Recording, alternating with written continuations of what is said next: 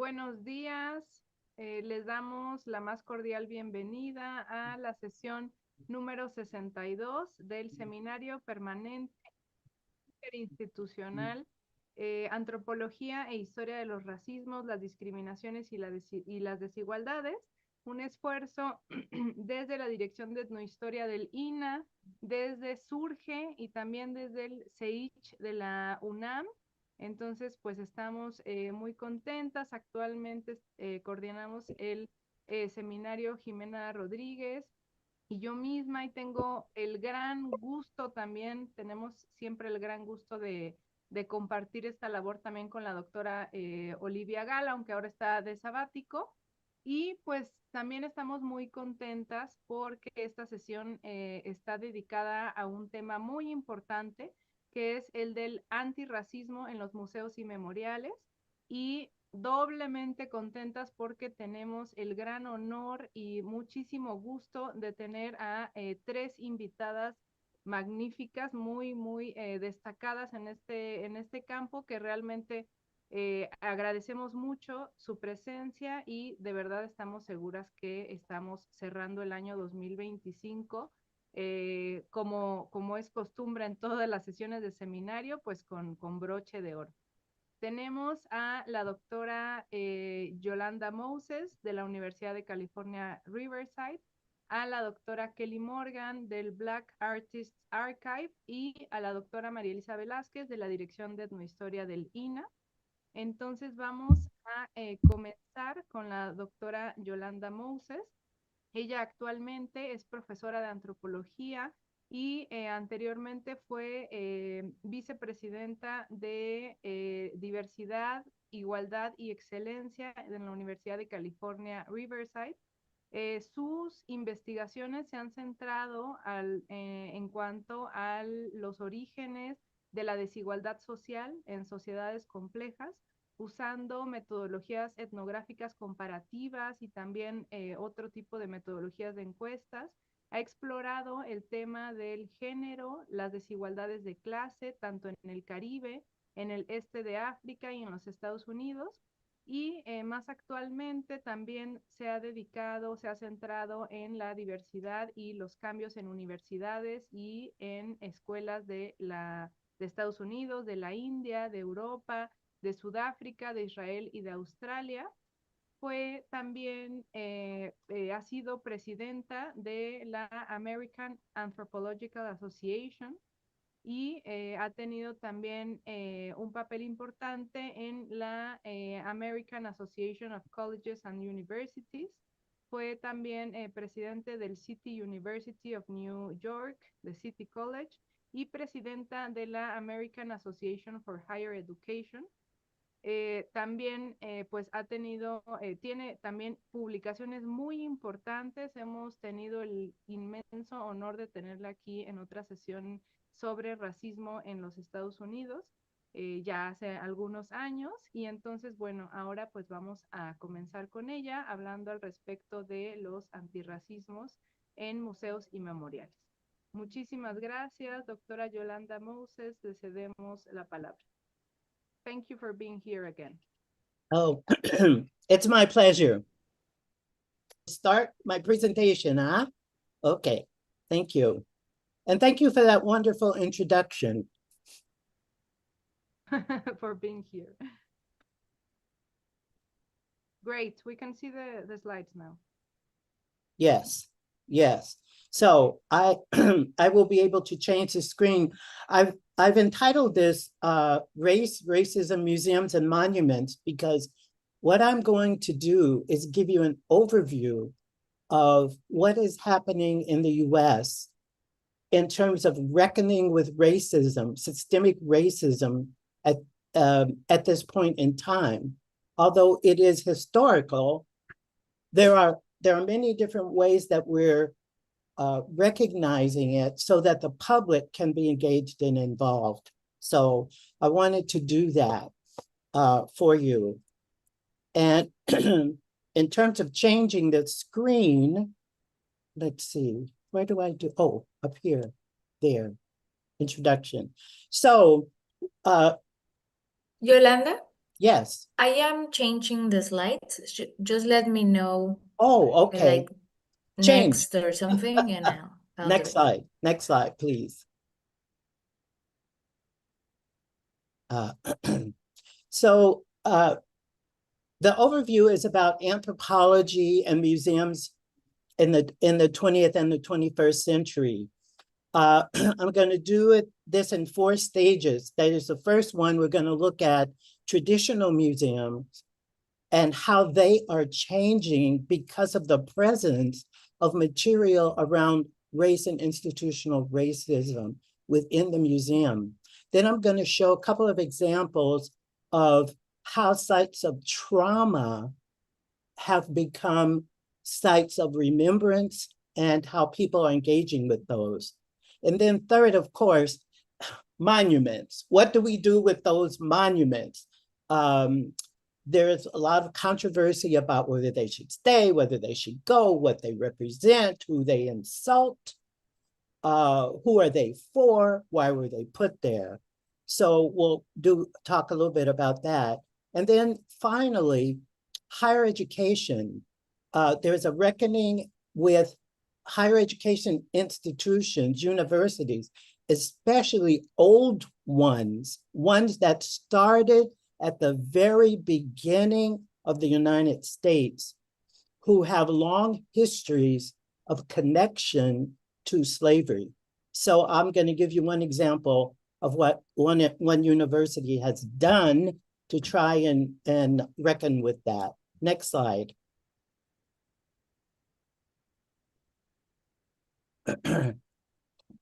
So anthropology and museums, what can I say?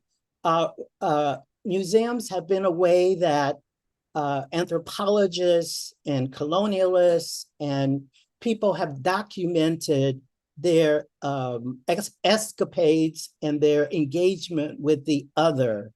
So museums are seen by some of us as collections related to violence, where we also see them as collections related to world fairs and exhibitions where there is a juxtaposition of the people in power with the people who've been colonized and how that relates to how folks are defined and how that relates to race. The establishment of our venerable Smithsonian Institution in Washington, D.C., currently has 17 different museums. One of them is focused on African-American history and culture, and one of them is focused on Native American history and culture. One is on African art and culture. But the beginning of this institution was about collecting information as a country was forming and putting it in places where people could see it. So it was primarily at that time Native American artifacts and Native American bodies were encased in those museums.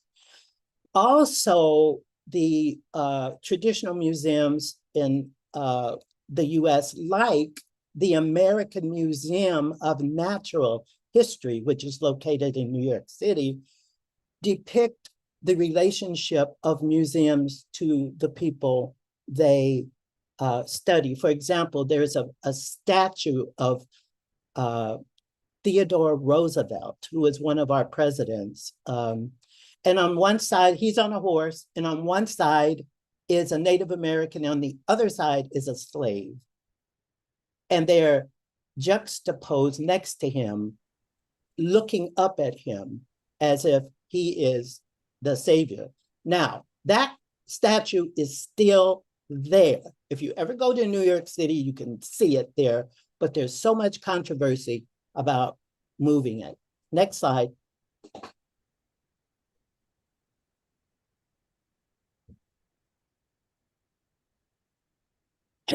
So first I want to talk about traditional museums and how they've changed.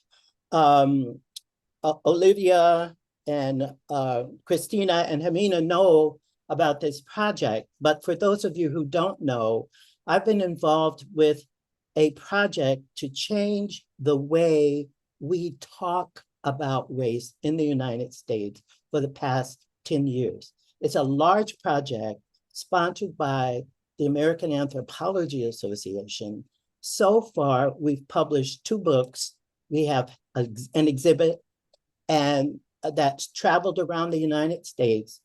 And we retired the 3 exhibits.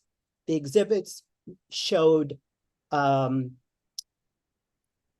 race, human variation, and the lived experience of racism. So we were trying to parse that for people to understand, everyday people.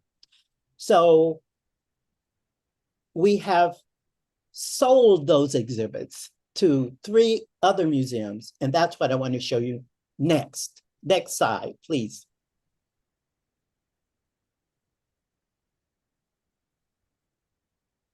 So the 3 museums that we sold the project, the exhibits to, we had 3 different ones, 2 5,000 square foot and 1 1,500 square foot museum. The Science Museum of Minnesota is located in the heartland of the United States, what we call the Midwest, in St. Paul, that's the city, Minnesota, which used to be a hub of commerce and trade. It's now a very multicultural city, and they are dealing with issues of race. The second one is a Museum of Us, formerly known as the Museum of Man. And I'll tell you how that changed. And that is in California. So if you ever come to San Diego, it is in Balboa Park. And these are permanent museums. They're permanent fixtures there now. The third one, and this is one I'm dealing with right now, is in North Carolina, Museum of Natural History. And it is located in Raleigh, North Carolina, which is in the South, where there's a strong legacy of slavery. So the presence of this exhibit is changing the way each of the museums are engaging their missions with the larger community. Next slide, please. I'm going to move a little fast because I don't want to take use my time. Science Museum of Minnesota is a science museum. And when we first brought the exhibit there, the question was, what does this have to do with science? What does race have to do with science? So the exhibit was about unpacking the racial science, right? How we came to think of race as separate, races as separate, had to do with science, historical science in the US. Next slide, please.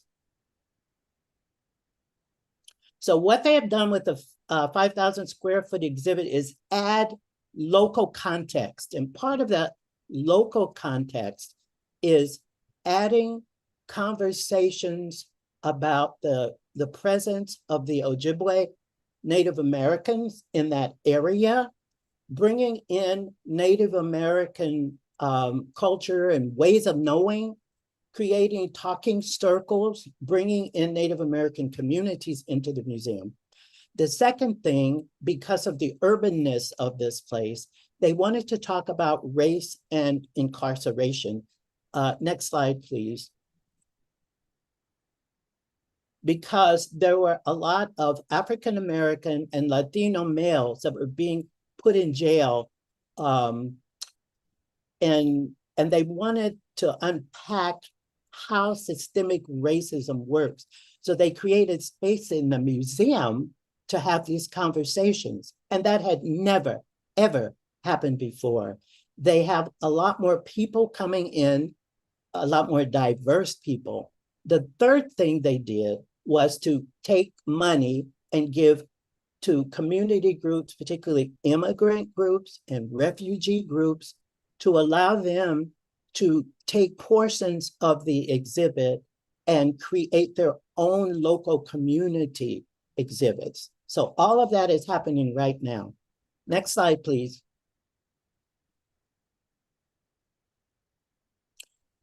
The Museum of Us in San Diego. The Museum of Us used to be called the Museum of Man. And if you can see, Balboa Park was built in 1915 for the World Fair. And then it was a glorification of the colonial heritage, right? And in this case, you can see the architecture is very Spanish colonial. And there is Father Serra, who was the person in California that started the mission system that enslaved Native Americans in California. There's a big picture in front of the museum of a conquistador with Native Americans looking up at them. And that is where the exhibit came. And the community came to see the exhibit. And then they said, why do you have all this homage to the past? Why do we have these racist symbols still? So the director of the museum, who is an anthropologist, decided to change not the iconography, but to problematize it and to go through a community process, which lasted several years, to change the name to the Museum of Us, again, to honor Native Americans, as you see here, the Kumeyaay people who lived there for millennia, and to take their traditional collections and to decolonize them and to critically analyze them and to talk about the legacy of the building is a part of their process. Next slide, please. So the HAPA project was a project that was in our original exhibit, and it was an artist by the name of Kip Fulbeck, who was part Japanese and Anglo, and he did an exhibit called Hapa Me, and Hapa means mixed ancestry, right? And he took pictures of people 25 years ago, and they were in our original exhibition that traveled.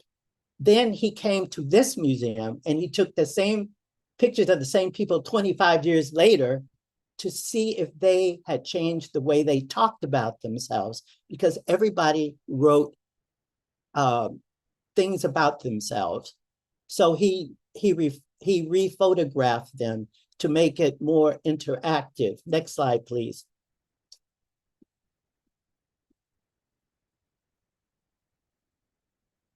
La siguiente, Jimena.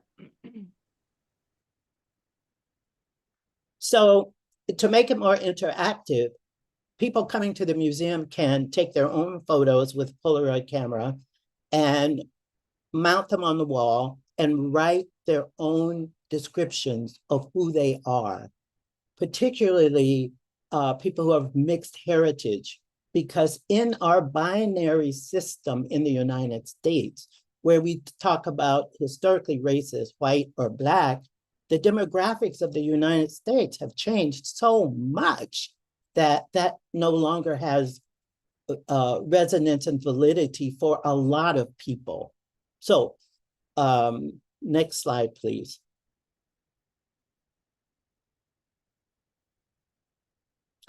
And they just opened a new exhibit at this Museum of Us called Resistance, Race, Power, and Resistance and Change. And in it, they share stories of how the construction of race has shaped laws, institutions, and daily life in San Diego. So what I'm trying to tell you is that this exhibit has been taken and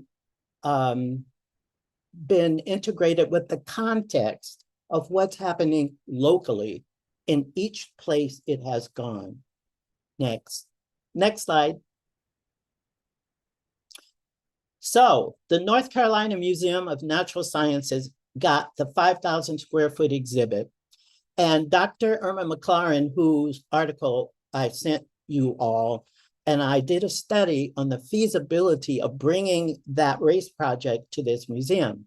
There was so much resistance to this because, again, it's in the Deep South. The board that would have approved this were all made up of white people who didn't understand what race had to do with science, right? So we spent 5 years, not me, but the museum itself, deciding how they were going to do it. And we were competing with another exhibit they wanted to put on called Dueling Dinosaurs. And that's what they were set on doing. So the racial politics here stalled this for 5 years. And finally, with a Democratic governor in the State House, this is a public museum, he created a diversity team of people to diversify all of the state institutions, and the museum was one. So instead of the 5,000 square foot museum, which exhibit, which sits in a warehouse today, there is a smaller version of 8 panels that's traveling around the state to the different regions, including the Native American communities there. And at the bottom, there's a pop-up banner where you can see all the banners. We don't have time to do that now. Next slide, please.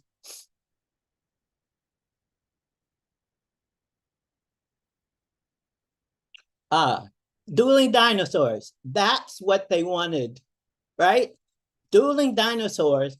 But what we did, we developed 8 banners that incorporate local issues, and on each of them, there are local artists who created artwork, and these are original things that the visitors have said coming through the museums. We put those on the banners as well. And we can talk more about this in our discussion. Next slide, please. So, museum remembrances at sites of trauma then and now. I'm going to give you 2 examples. Next slide. The Lorraine Hotel is where Dr. Martin Luther King Jr. was assassinated. And that's the wrong date. That should be 1968. I'm sorry about that. In 1982, it became America's first civil rights museum. So this is a place, rather than burying it, they're saying this happened here. It happened for a reason. What can we learn from this? Inside the hotel is a museum that documents the civil rights movement, its violence, and also its triumphs. It's in Memphis, Tennessee, and it is designated as a National Heritage Site. And it is funded by the National Park Service. Next slide.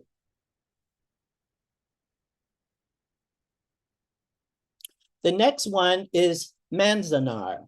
Manzanar was a concentration camp where Japanese Americans were herded, I would say. Over 120,000 Japanese Americans were incarcerated during World War II. From March 1942 to 1945, Manzanar was a facility that was built to house them. The establishment in the US does not call it a concentration camp, but everybody else does. And this was an order by Franklin Roosevelt, the President of the United States, who signed it because the US thought because the US was attacked by Japanese in Pearl Harbor, Hawaii, that American citizens who were Japanese were enemies of the state. And so we want to remember how that works, particularly in sight of what's happening in our country right now, where the President of the United States is declaring certain people, good people, bad people, and treasonous. So it's to remember where we've been, to think about what could happen right now. Next slide. Racist monuments and what to do with them. Okay. These monuments were erected not immediately after Civil War. The people who want to keep them say it's part of their cultural heritage. It's about the Confederates who fought bravely during the Civil War, which was a war against slavery in the United States.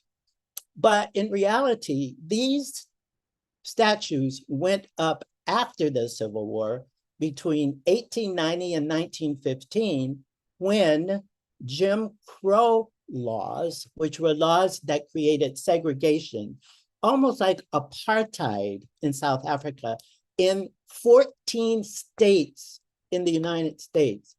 These were statues that were put up to terrify, to put African Americans in their place, and to tell them, we have the power to keep you down.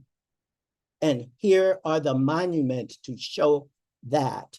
It was also at a time when there was a rise of the Ku Klux Klan, which were white vigilantes that went around grabbing Black people land for any excuse to beat them, kill them, and lynch them, to hang them. And there are museums and memorials for lynching in the US, but I did not choose to show you that today. So that's what they were for. Next slide.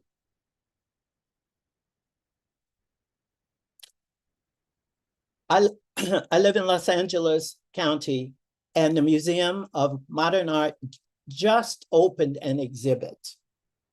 And this is really interesting. Just opened an exhibit in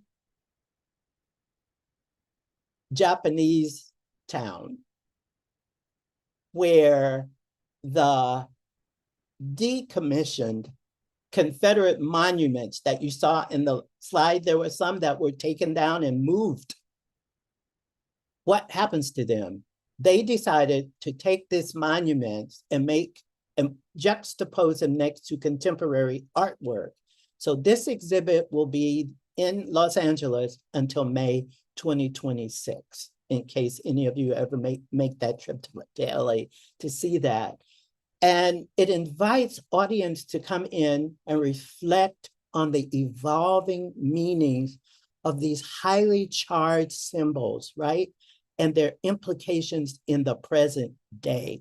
What does it mean when someone says, we want to keep that because it's a part of our heritage, when in fact we know what it meant? So that's an example of what's happening with those. Next slide. And the final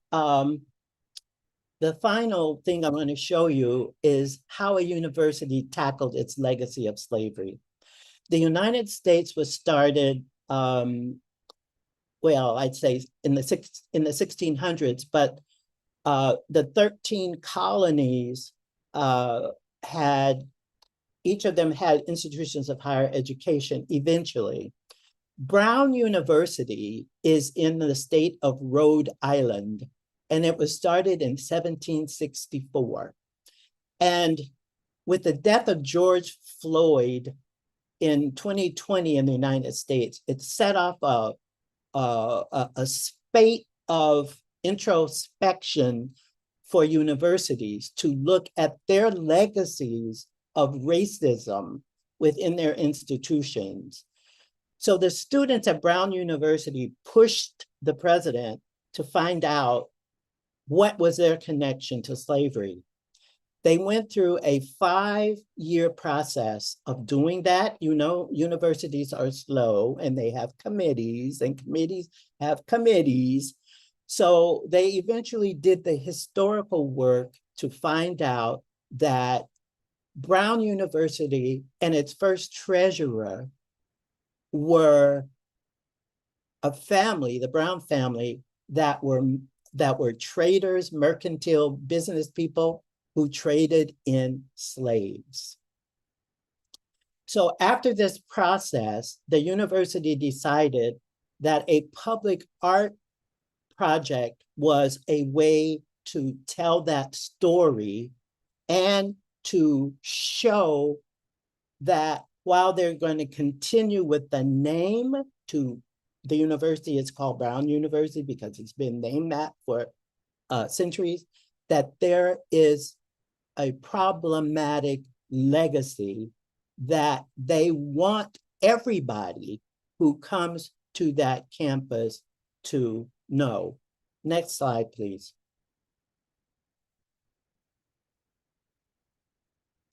So there was a huge dedication ceremony where this sculpture, and in the bottom photo, you see the this sort of semi ball, and then a part of a chain that's coming up that symbolizes the ball and chain of slavery. But there's also a kiosk here near the canopy that tells the story. And they wanted it placed next to the oldest building on campus so that during convocation, during campus visits, this was on display. Now, this is just one of those universities that are doing that. All of the older Ivy League institutions in the US have reckoned or are trying to reckon with that history in some way. Sometimes it's changing the names on buildings, and sometimes it's doing something like this. Next slide.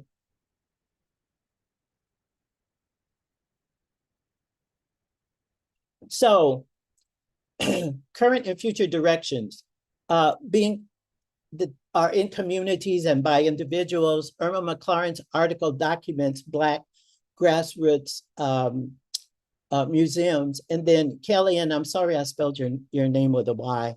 Kelly Morgan will be discussing this as well in her presentation. But I will tell you that we are in anthropology, other fields that have this public face and are trying to deal with systemic racism in our country are fighting a backlash. There's a rise again of white supremacy that is not on the fringes, but is in the White House of the United States. There's a rise of white Christian nationalism in this country. And the MAGA movement, Make America White and Male and Heterosexual again, has risen. So there is resistance to that. And part of the ban that the Trump administration has on universities and museums on using certain words is that we have been effective over the past decades to educate the more general public about how pernicious, how embedded, how ingrained systemic racism is in our country. It is what we call in our academic books a racial world view. And until we destabilize that, we feel we're going to continue to do that. It's one thing to talk about this in academia, but I believe that through public-facing institutions like museums, we reach a wider group of people and we are able to educate the general public in ways that the administration is very, very uncomfortable with. And I'll stop there.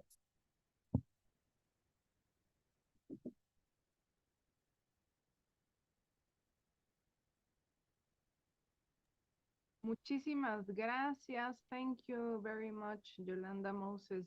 Muchas gracias por este recorrido por museos de distintos lugares. Muy interesante y muy amplio el panorama que nos ofrece. Y también muchas gracias por subrayar un aspecto que consideramos muy importante en este seminario, que es el hecho de que el racismo afecta a personas de diferentes orígenes y por eso mismo el antirracismo también nos atañe a todas, a todos, a todes. Y por supuesto que también subrayó algo que también es muy importante, la manera en la que el racismo también afecta de manera particular a ciertas poblaciones, por ejemplo, a las poblaciones afrodescendientes y a cada una con diferentes características. Entonces, muchas gracias. Aquí tengo el libro de JAPA, del proyecto JAPA. Justamente muy interesante, muchas gracias. Vamos a escuchar ahora.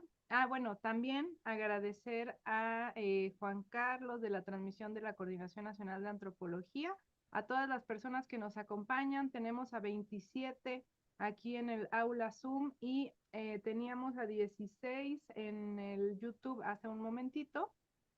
Recordarle, vamos a escuchar ahora a la doctora Kelly Morgan. Ella es curadora, educadora y activista galardonada, cuyo trabajo promueve enfoques antirracistas en la curaduría en el arte, también la recaudación de fondos y la participación comunitaria. Con más de una década de experiencia en el sector cultural, es reconocida de manera internacional como una voz líder en la configuración de prácticas museísticas que sean más seguras, más responsables para todas las comunidades. Es originaria de Detroit. La doctora Kelly Morgan obtuvo su doctorado en estudios afroamericanos por la Universidad de Massachusetts Amherst y su licenciatura en la misma disciplina por la Universidad Estatal de Wayne.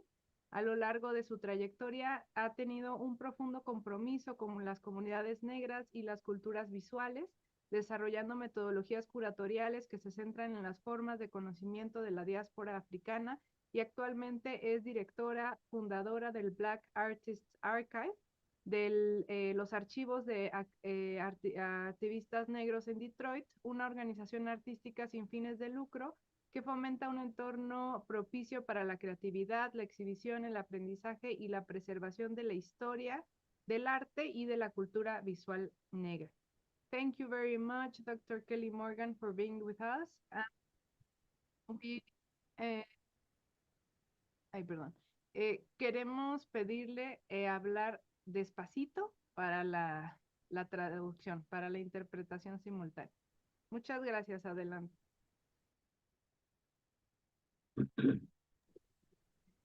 Yeah, thank you, Christina. It's such an honor and a pleasure, to be here with all of you. Jimena, Christina, Olivia, thank you so much for the invitation. This is my second time, being here, so this is really nice.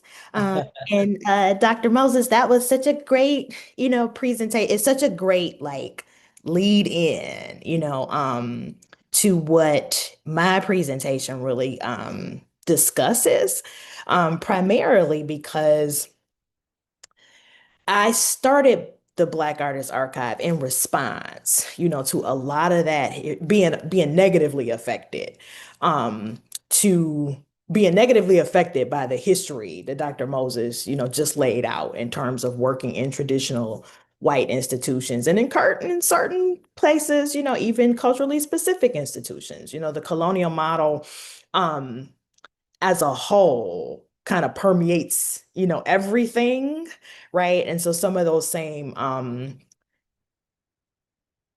modes of discrimination, will show up in Black, and brown institutions too.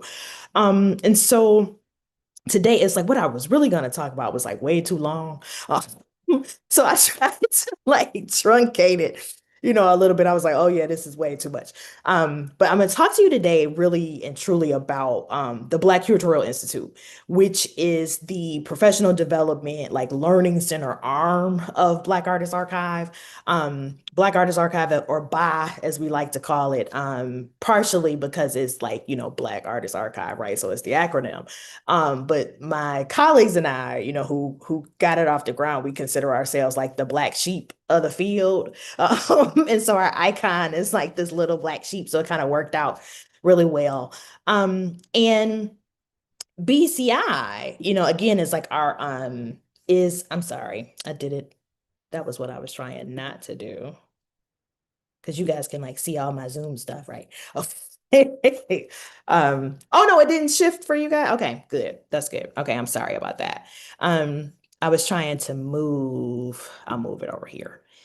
But we are this groundbreaking, you know, new learning center. It's, you know, completely online.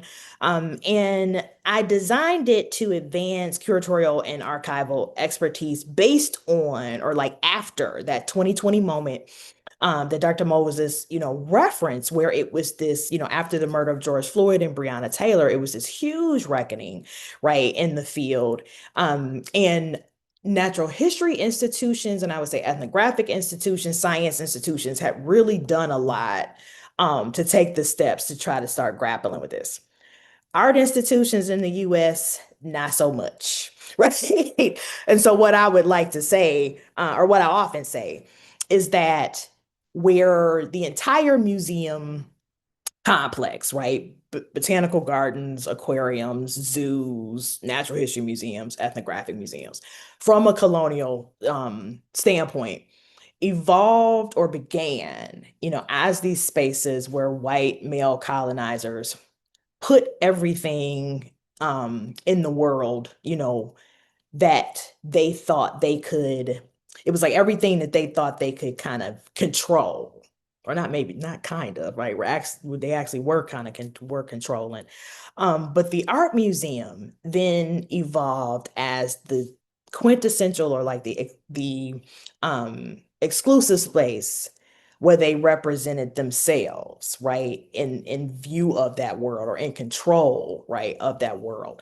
And one of the critical needs within the art sector, the visual arts, was that there was really no curriculum in museum studies, you know, or in art history, that chronicled that history, right, for museum professionals. And from 2020, I would actually say really and truly from about 2016 to 2020, a lot of my junior colleagues and, you know, my constituency, mid-level museum professionals, we were walking into institutions, you know, as diversity hires. You know, so there was this pipeline, you know, particularly that the Mellon Foundation and the Ford Foundation had created. But we were walking into institutions that absolutely had no infrastructure, you know, to support the work we wanted to do or how we did our work. Right. So after I left Newfields, and we can talk about that, I'll tell you a little bit more about that in a minute. But after I left my last, you know, curatorial position, I started conceptualizing, you know, BCI as this accessible, flexible, like self-paced learning environment where people could actually get that training, right? Where people could actually learn that history. So our 5 core areas is art, museum history and evolution, counter-hegemonic approaches to museum practice, ethics and equity in the arts, direct connection to professional practice, and community impact. So I'll explain those for in a little bit more now. So the art museum and history, our museum history and evolution, that core area actually has its own course. It's called Art, Whiteness, and Empire. That course is about 9 modules. It's either 8 or 9 modules. And it begins in 14th, 15th century Italy, looking at the Medici dynasty and how the Medici funded Spanish and Portuguese colonization, and subsequently funded the Italian Renaissance, right? So our literal funding model that we still use within the arts and in art museums is like very literally a colonial model. So that's like the first module for that course. Again, piggybacking off Dr. Moses' presentation, that course also delineates the Enlightenment period starting actually about 300 years prior, right? So the second module, for instance, it starts with 16th century travel narratives, Portuguese, French, British, and how to trap this mythology, right, of pathologizing the world's people, then becomes scientifically concretized, right, by people like Johann Blumenbach, Petraeus Camper, Immanuel Kant. Like, it really breaks down, how racist a lot of the Enlightenment thinkers were, right? And how subjective. So how we even get to the categories, in anthropology, right? Or in art history. We look at Winckelmann, who's like known as the father, right, of Western art history, and just how their philosophies and theories in and of themselves, right, were built, are based, right, around race. Counter-hegemonic approaches to museum practice is then like the kind of core area of our second course.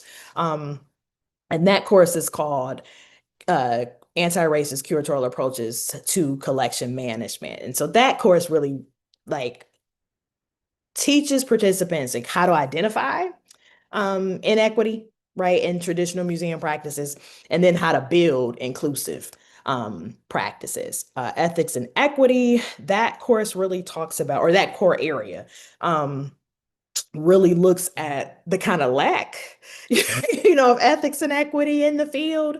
We do have, the American Alliance, or Alliance of American Museums, but the ethical guidelines, coming out of AAM, even AAMD, our, professional org of museum directors, is like really vague, right? It's really general, it's really vague. There's even no one to really make sure that institutions are like following those guidelines. So that class really, kind of breaks down, like, here are the guidelines, but then here's what's happening in real life, right? So here is the Met buying stolen goods, and here is the museum director in Orlando creating a show of fake artwork, right? Like, this stuff happens all the time. So it goes there. Direct connection to professional practice, which is what I'll talk a little bit about today, is the core area that really gets at, it asks participants why, right? Like, what is your why? Why are you doing the work? Why do you love the work, right? Who do you want to work with, right? What is your, sort of integral philosophy? And then our last core area is community impact. These are the courses that are available now. It's just me right now, so it's like I'm trying to load them, and get them up as fast as I possibly can. But I would bring your attention to the first class, Anti-Racist Approaches to Art Museums Today. It's like our teaser course. So in that course, you basically get like 2 modules of all of our courses, right? So that one is one I'm really proud of, but it gives you like a whole overview, of the whole of the center's primary curriculum. So today I'm going to talk to you about our class called Practicing Equity. The subtitle is Inclusive Curation and Ethics in Community Engagement. And so what this class is really designed to do is to help participants bridge that gap between critical theory and practical application. Right. So this was something else, again, that a lot of my junior colleagues and myself included, we were dealing, and some of our I would say some of our senior colleagues too, had in this 2019, 2020, 2021 moment where we're being trained in anti-racist ways, right? Because a lot of us are now coming out of cultural studies, into museums and not necessarily out of art history. So our practices are very different, even if we are in the historical fields, so even my colleagues who were, curators of, let's say, 17th, 18th century Chinese prints, right? Right. It's like you want to actually make that stuff relevant, but there was no infrastructure on like how to actually do that. And so this course really digs in and demonstrates, and like kind of walk curators and artists, alike through, how to do that for one's own practice. So we really start out by asking, what does it even mean, right, to practice equity? We have a lot, as again, Dr. Moses said, a lot of like, I would say kind of smoke blowing, when it comes to these issues. A lot of the DEI language, particularly in art museums, was like window dressing. It was the sort of PC, thing to say, but there was no real meat, right, behind it. And so what does it mean to actually, develop a transformative community center ethic, right? That's not just like a slogan, right? Or you're not just like checking the box. And so the course is really rooted in Black feminist theory, right, and curatorial practice. So it brings together some foundational texts by just a few, Black feminist scholars and curators. And then it looks at those theories and those theorists alongside real world case studies. So the first module is called Inclusive Curatorial Practice, creating environments where all participants can thrive, right? So what does it even look like, to create an inclusive, right, art environment? Some of the core themes for that course, or for this, the core themes for this module is critical consciousness, curating as transgression, and building inclusive art spaces.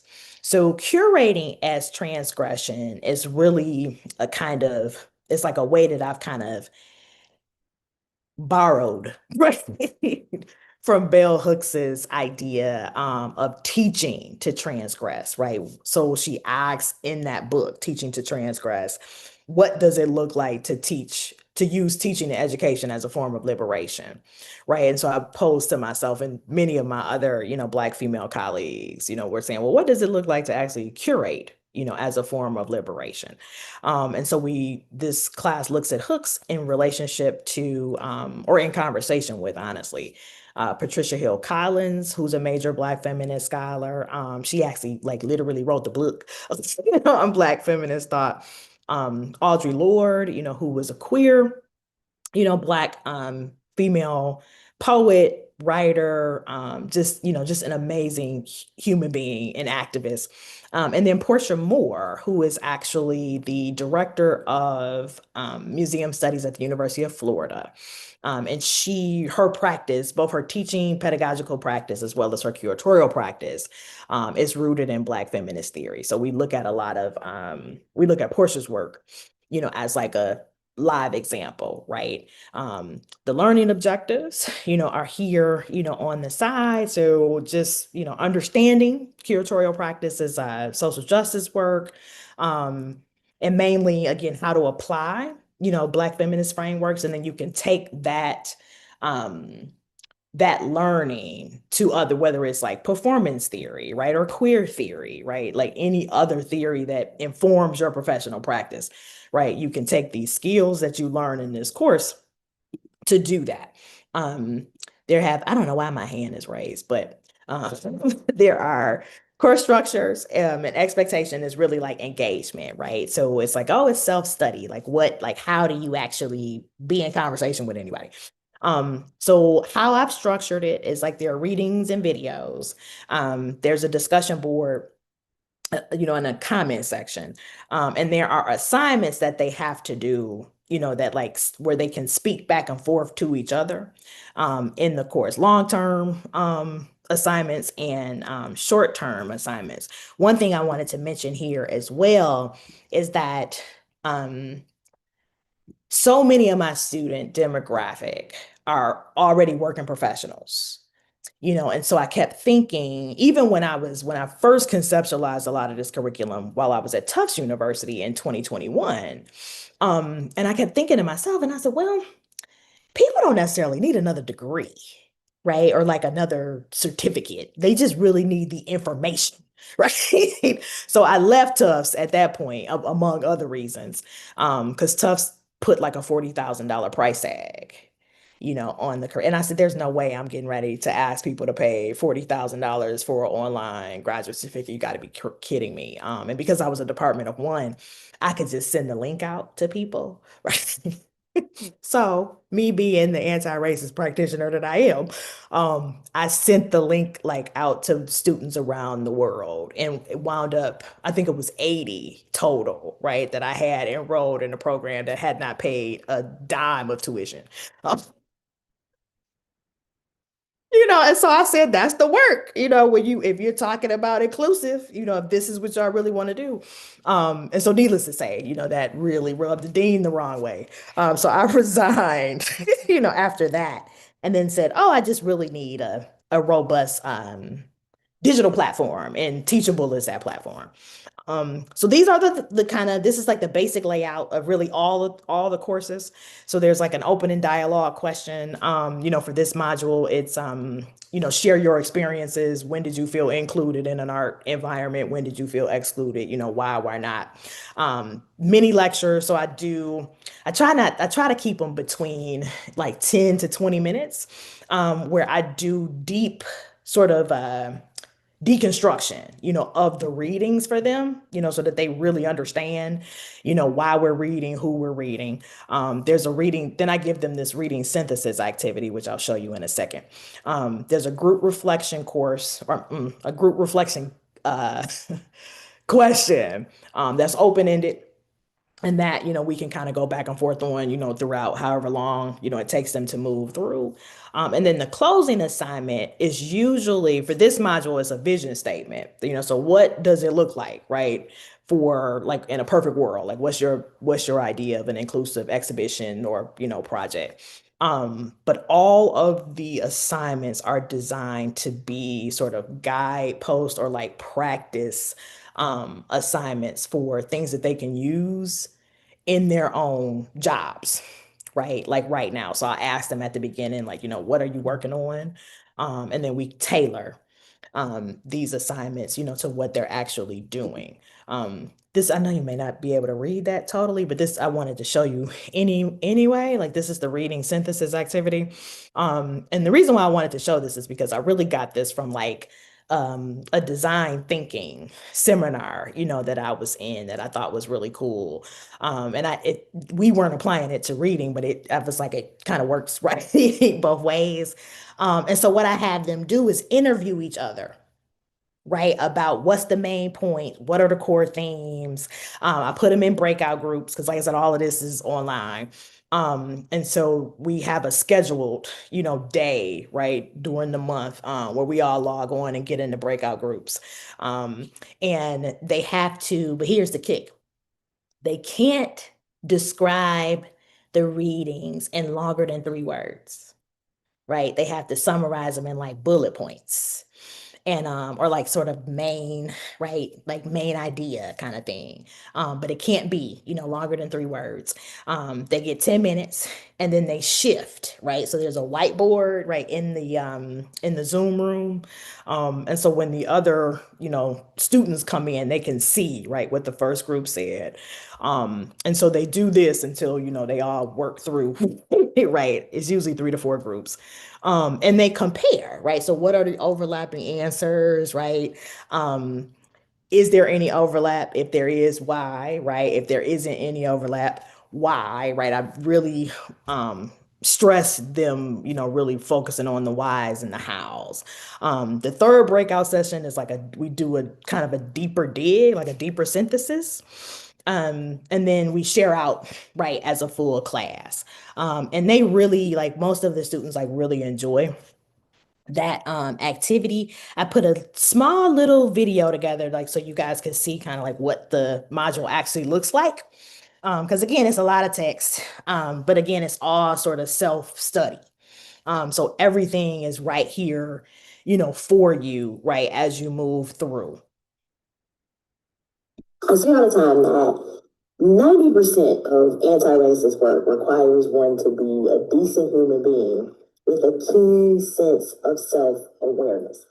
And processing and reflecting, over my own career, over my own, tenure at different institutions and, over my life, has informed a lot of how I do my work.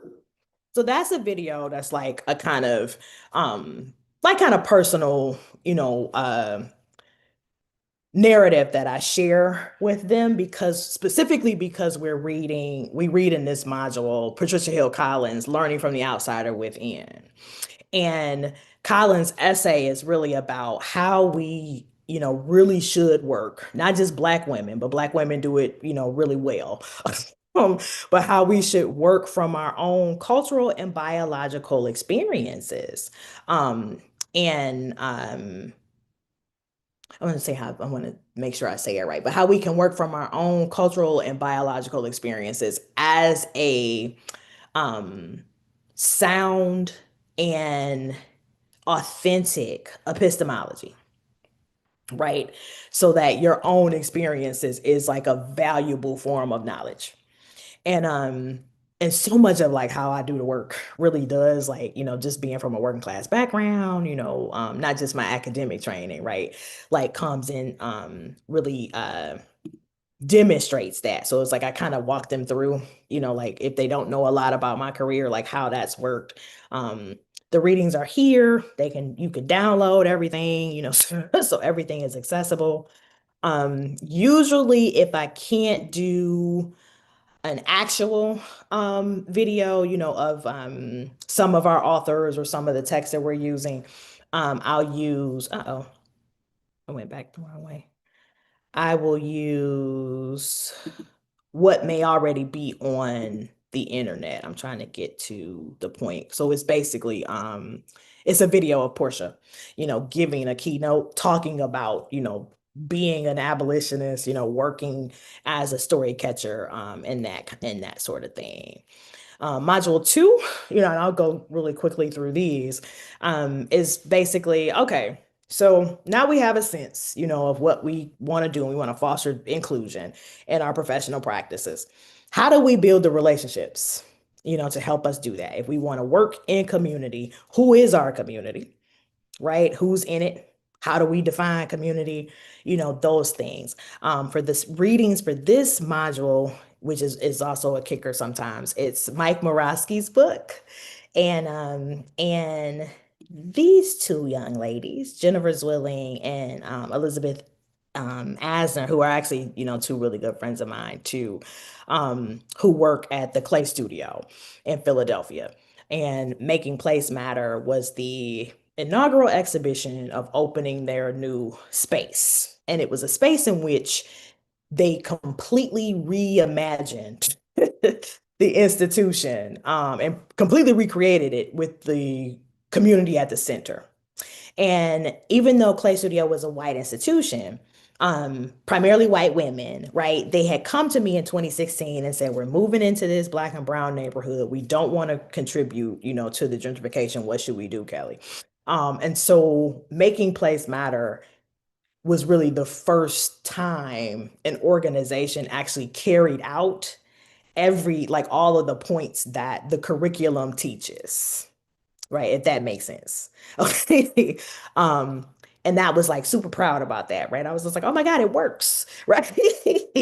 Mostly an institution, right, or individual just has to want to do it. If you want to do it, like you make it happen.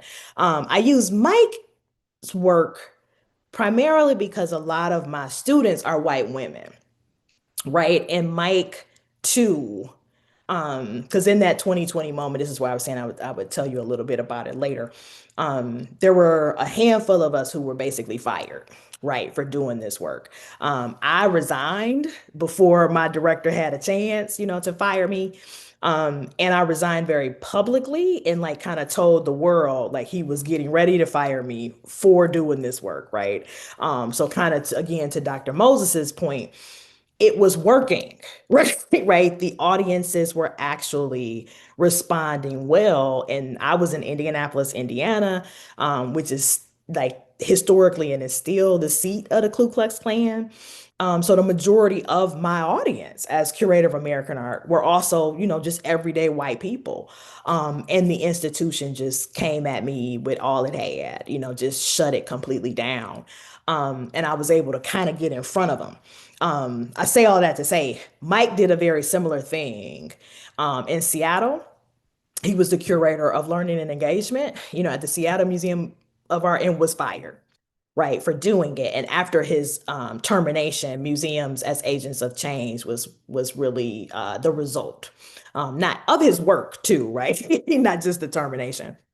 So there was, like I said, about 5 or 6 of us, who really caught the brunt, of the backlash prior to Trump's second presidency, right? So again, like I said, same, very similar outline.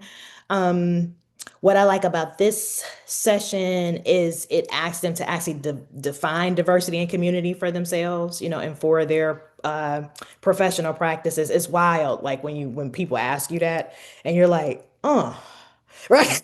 Here's one of those words that you hear often, but you've never really thought, right, much about.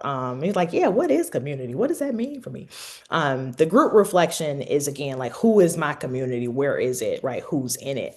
And then we kind of, the assignment for this module is to actually make a list, who are the community partners, who are the community organizations, what are even some of the community activities that are already happening, right, in the communities that you want to work in, and how can you actually be a part of that, right? How do you go there and help there and what's happening already first, right? And when you do that first, then, like, if trust is built, right, then you move on to, to what you want to do.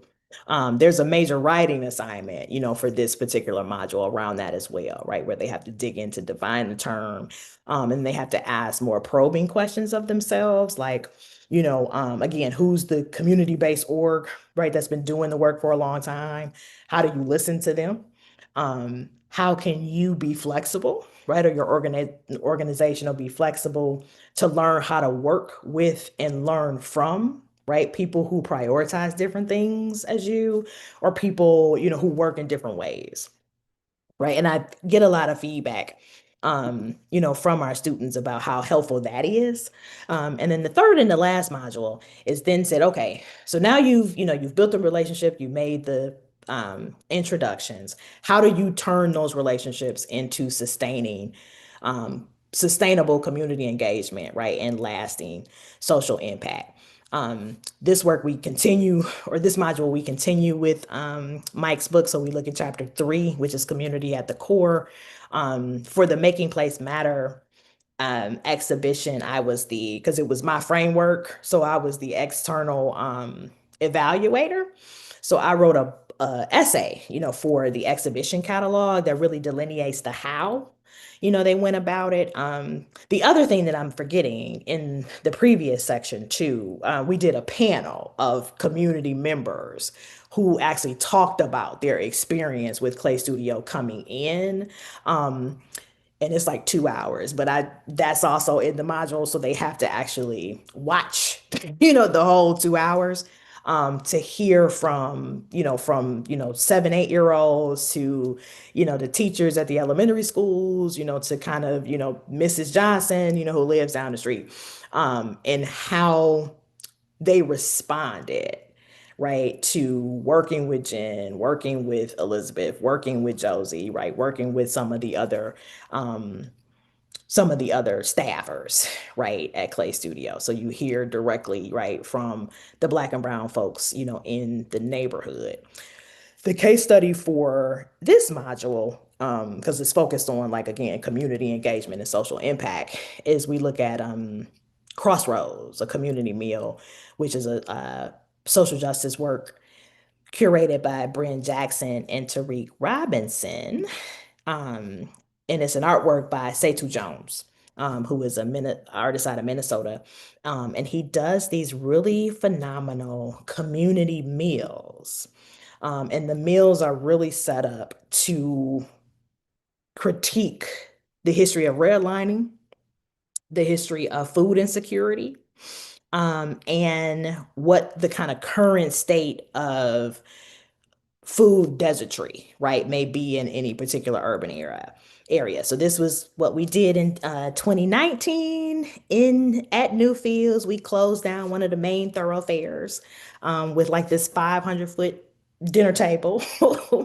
And Setu has done this in various like different cities. But the table runner, that's going down the table is actually was made by LaShonda Crowstorm, Black female artist in the community. That again, it is 500 feet long to fit the table, but it's also 500 feet long because she literally delineates the history of redlining in Indianapolis on this textile. It's unbelievable. We fed about 300 people, that day. People showed up just, in droves. The other thing that Setu does really well with One this spoonful of piece- honey with cinnamon Uh-oh, before I'm bed sorry. equals zero memory collapse. The secret the billion-dollar industry doesn't want you to know. If you struggle with memory lapse. Oh my goodness. Sorry about that, everyone.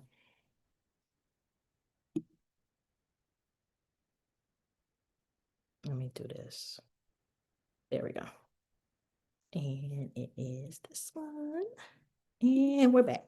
So he worked with Black farmers, both urban farmers and rural farmers, Black chefs. And then I want to say, other than LaShonda, like maybe 4 other Black creatives, a writer, a poet, a performance artist, and I'm blanking, unfortunately, on who the 4th person was. But it was basically bringing, all of this wealth right, of Black cultural production straight to the institution's door, right? Because the thoroughfare that we shut down is actually the red line, the dividing line in Indianapolis, and not where we set up the table, but about 6 blocks west of where we set up the table. The museum sits like right there, right? So the museum is like this marker, of like this kind of don't pass go, right? Like, this is the Black side of town, this is the white side of town kind of thing. And so we really get into, those things and like how can a work of art, right, like this, one, how people in their everyday sort of eating habits, right, become a part of an artwork that does more, right, than just it's just like this really cool thing to do, right? Or this really like cool thing to look at. Because that's the other thing, like everybody who came and ate also went home with groceries, right?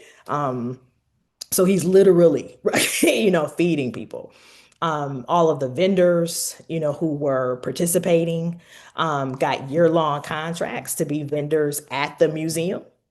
And those contracts actually stretched, because this was 2019, those contracts stretched up into 2022, because the curators of the show, made sure that those contracts were renewed. And prior to this, literally the Indianapolis Museum of Art, right, in all of its history, had never worked with Black vendors. It's just, I mean, just unbelievable. And so most of the time I will have, say in Bryn, also like do live conversations, right? In the class. If I can't do that, it's the same thing, just like with Portia's video, they will watch a video of both Bryn talking about his curatorial practice and Setu, discussing his creative practice. So the main pillars, of the not just this class, but of the curriculum itself, is again, teaching participants how to build inclusive environments, how to conceptualize and then subsequently implement community-driven projects. And I try to actually put groups together so that when they finish the class, they have a new professional network, right? So it's like this weird way that I also curate the curate the students, right? So a young curator, just out of graduate, is placed with, one of, I'm trying to think of the last cohort, but it's placed with like a senior curator, from Notre Dame, who's placed with a mid-level curator in like Scotland, right? Because I do have, an audience, like an international audience. And so it's really cool to watch them in the discussion, modules, like talk about the different ways, right, that these things come up. So a quick, just little story I'll tell you is like, some of the French curators, who have enrolled, and not Paris, but like one from Nantes, one from Bordeaux, and as helpful as they find it, because of the French sort of national culture of we're all French, or like nobody's different, right? Like race isn't a thing in France because we're all French. It's hard for them to implement. It's like they find different ways, but they've communicated like how difficult it is because the French museum system is a national system, right? So the institutions actually belong to the state, right? They don't actually have private institutions, right, in a similar way that the US does.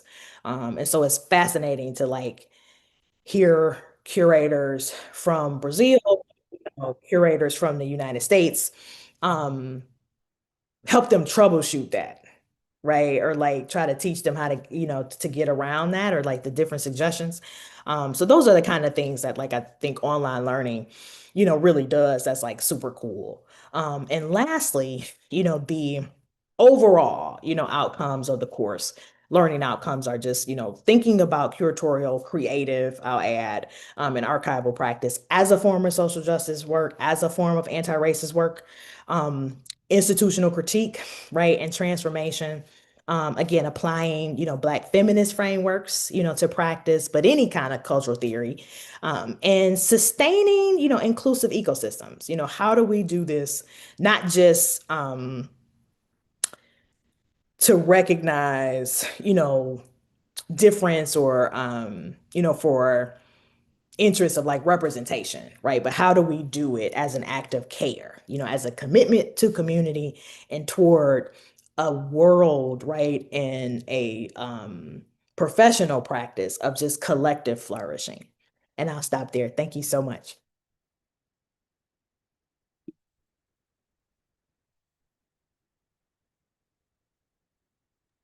Muchísimas gracias, doctora Kelly Morgan. Muchas gracias por esta muy amplia también exposición. Se puede consultar en el sitio web del Black Artist Archive y también el Black Curatorial Institute, que sería el Instituto Curatorial Negro, digamos, en la traducción. Entonces, bueno, les invito también a hacer la consulta de este sitio. Me pareció muy interesante estos vínculos entre las prácticas curatoriales, la justicia social, el feminismo negro y también la importancia de la pedagogía, de la educación contra el racismo. Me pareció también muy interesante el vínculo, incluso pensando en la sesión de octubre sobre educación antirracista. También quiero subrayar, digamos, los museos como agentes de cambio.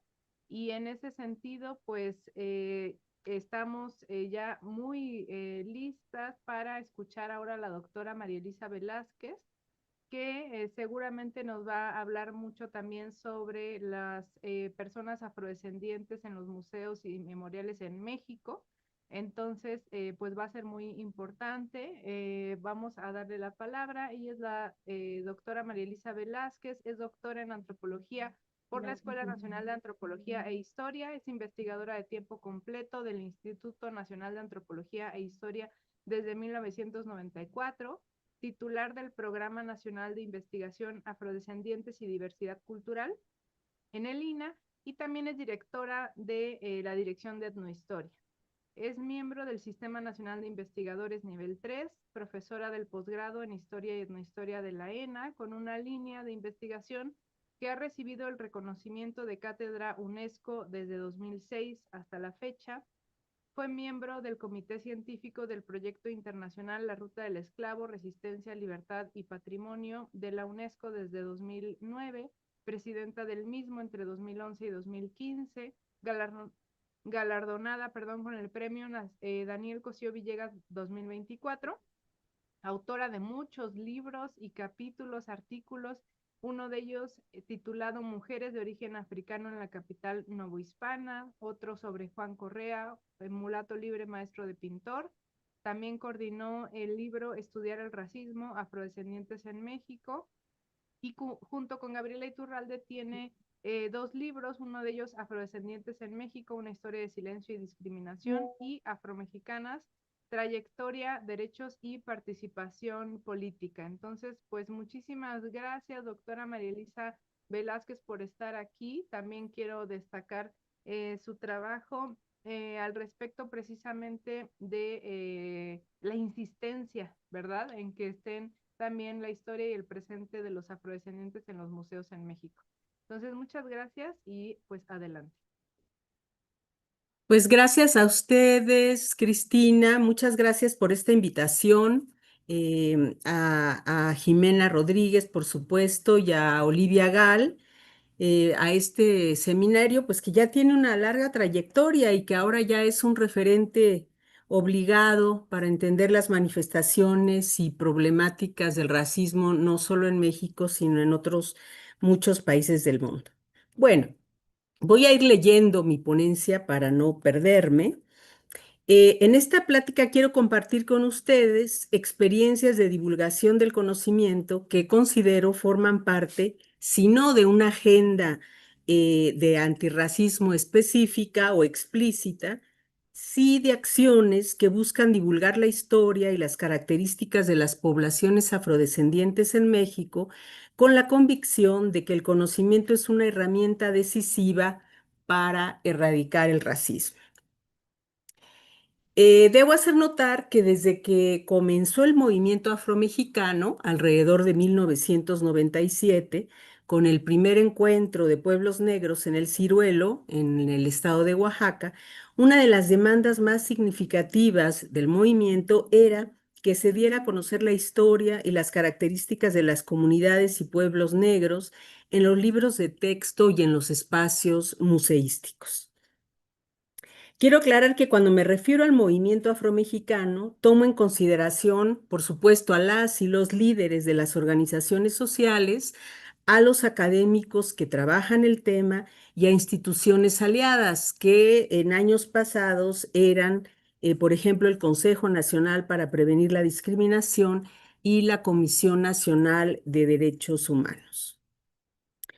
Bueno, en varios artículos a lo largo de mi trayectoria denuncié que era inaudito que el Instituto Nacional de Antropología e Historia, que es mi instituto donde trabajamos, por lo menos Cristina y yo, no contara con un museo sobre el tema, pero que además ninguno de sus museos nacionales, estatales, regionales o de sitio lo hiciera.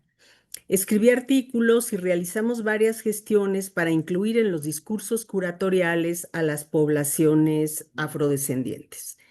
Luz María Martínez Montiel, directora del entonces programa Nuestra Tercera Raíz, había montado algunas exposiciones en el Museo Nacional de Culturas Populares en los años 90 sobre el tema, así como muestras fotográficas. A ella también le debemos la iniciativa de crear un museo en Coajinicuilapa, Guerrero, en 1997, con recursos de la Dirección General de Culturas Populares y con el apoyo de la Presidencia Municipal. De este museo hablaré un poquito más adelante. Nosotros, desde el Instituto Nacional de Antropología e Historia, fundamos primero un seminario de estudios afromexicanos que reúne a estudiosos del tema de las poblaciones afrodescendientes y después, también en 1997, y después un programa nacional de investigación titulado Afrodescendientes y Diversidad Cultural, desde donde también nos propusimos hacer exposiciones fotográficas sobre el tema y divulgar el conocimiento que desde las investigaciones históricas y antropológicas llevamos a cabo. Entonces, si quieren, pasamos la otra diapositiva. La primera exposición la montamos en el Fuerte de San Diego, en el Museo Histórico de Acapulco, con fotografías de Rosario Nava en 2005. Decía antes que algunas exposiciones fotográficas se llevaron a cabo por Luz María Martínez Montiel. En el marco de un coloquio que también hicimos sobre la importancia de los afrodescendientes en Guerrero y en particular en el puerto. Era muy impresionante desde hacía años atrás que este museo no tuviera ni una frase sobre el tema de los afrodescendientes y que su discurso museográfico estuviera dedicado fundamentalmente a la piratería y a la influencia filipina en Acapulco. O sea, casi que todos los descendientes de ese puerto eran filipinos. Más tarde, si quieren, vemos la otra, con fotografías de José Luis Martínez. Básicamente, conformamos varias exposiciones que se presentaron en museos regionales, en el Senado de la República y también en las comunidades de la Costa Chica de Guerrero y Oaxaca, así como en el Museo de Yanga en Veracruz. Además, hicimos en colaboración con la Comisión Nacional de Derechos Humanos una exposición que fue itinerante por varios estados de la República Mexicana y que se presentaba siempre junto con una conferencia. Entonces, aquí vamos a ver, es una de las exposiciones que se llamó Lo de Candela, la que sigue, por favor, con fotografías, estas dos de José Luis Martínez, de personas de las comunidades. Ellas son de la Costa Chica, de Guerrero y Oaxaca. La que sigue. Eh, Esta también que la organizamos también desde el programa que se llamó 3x3 Afromexicanos en Guerrero, Veracruz y Coahuila. O sea que hablábamos de distintas regiones que tenían población afrodescendiente significativa y había imágenes de tres fotógrafos. La que sigue, por favor. Bueno, estas son imágenes de esa exposición. Eh, Esta también, la que sigue, por favor. Y hasta aquí está. También hicimos una exposición sobre diablos. No me da tiempo de enumerar todas, pero hicimos varias exposiciones. En las gestiones por incluir en los discursos curatoriales de los museos de Lina a las poblaciones afrodescendientes, también elaboramos un documento que sugería la inclusión sin grandes cambios museográficos en museos nacionales y regionales. Sin embargo, solo el Museo de Chilpancingo, en Guerrero, hizo eco de esta iniciativa y en 2016 realizó cambios significativos, incluyendo al menos en la historia de Guerrero a las poblaciones afrodescendientes. La que sigue, por favor. El museo, son otras imágenes también de esta exposición de los diablos que hicimos desde el programa. Esta es una danza muy significativa de la Costa Chica de Guerrero y Oaxaca, que además ahora ha tomado gran relevancia. Ahí nos quedamos. El Museo de Coajinicuilapa Guerrero fue llamado Museo de las Culturas Afromestizas Vicente Guerrero, el que les digo que fundó o promovió Luz María Martínez Montiel, y considero que fue una iniciativa muy importante en su tiempo. Tenía un discurso claro y aunque repetía algunos estereotipos y prejuicios, ofrecía una visión completa de las poblaciones afrodescendientes en México y especialmente en Guerrero. Aquí estamos viendo un mural de Baltasar Castellanos que hizo para el museo, que ahora que es un gran muralista, también de Coajinicuilapa. La que sigue, por favor. Bueno, aquí estamos viendo escenas del Museo de Coajinicuilapa. El museo también fue inaugurado en 1997 y su administración estuvo a cargo de un patronato formado por personas reconocidas o importantes de Coajinicuilapa y por las autoridades municipales. La que sigue.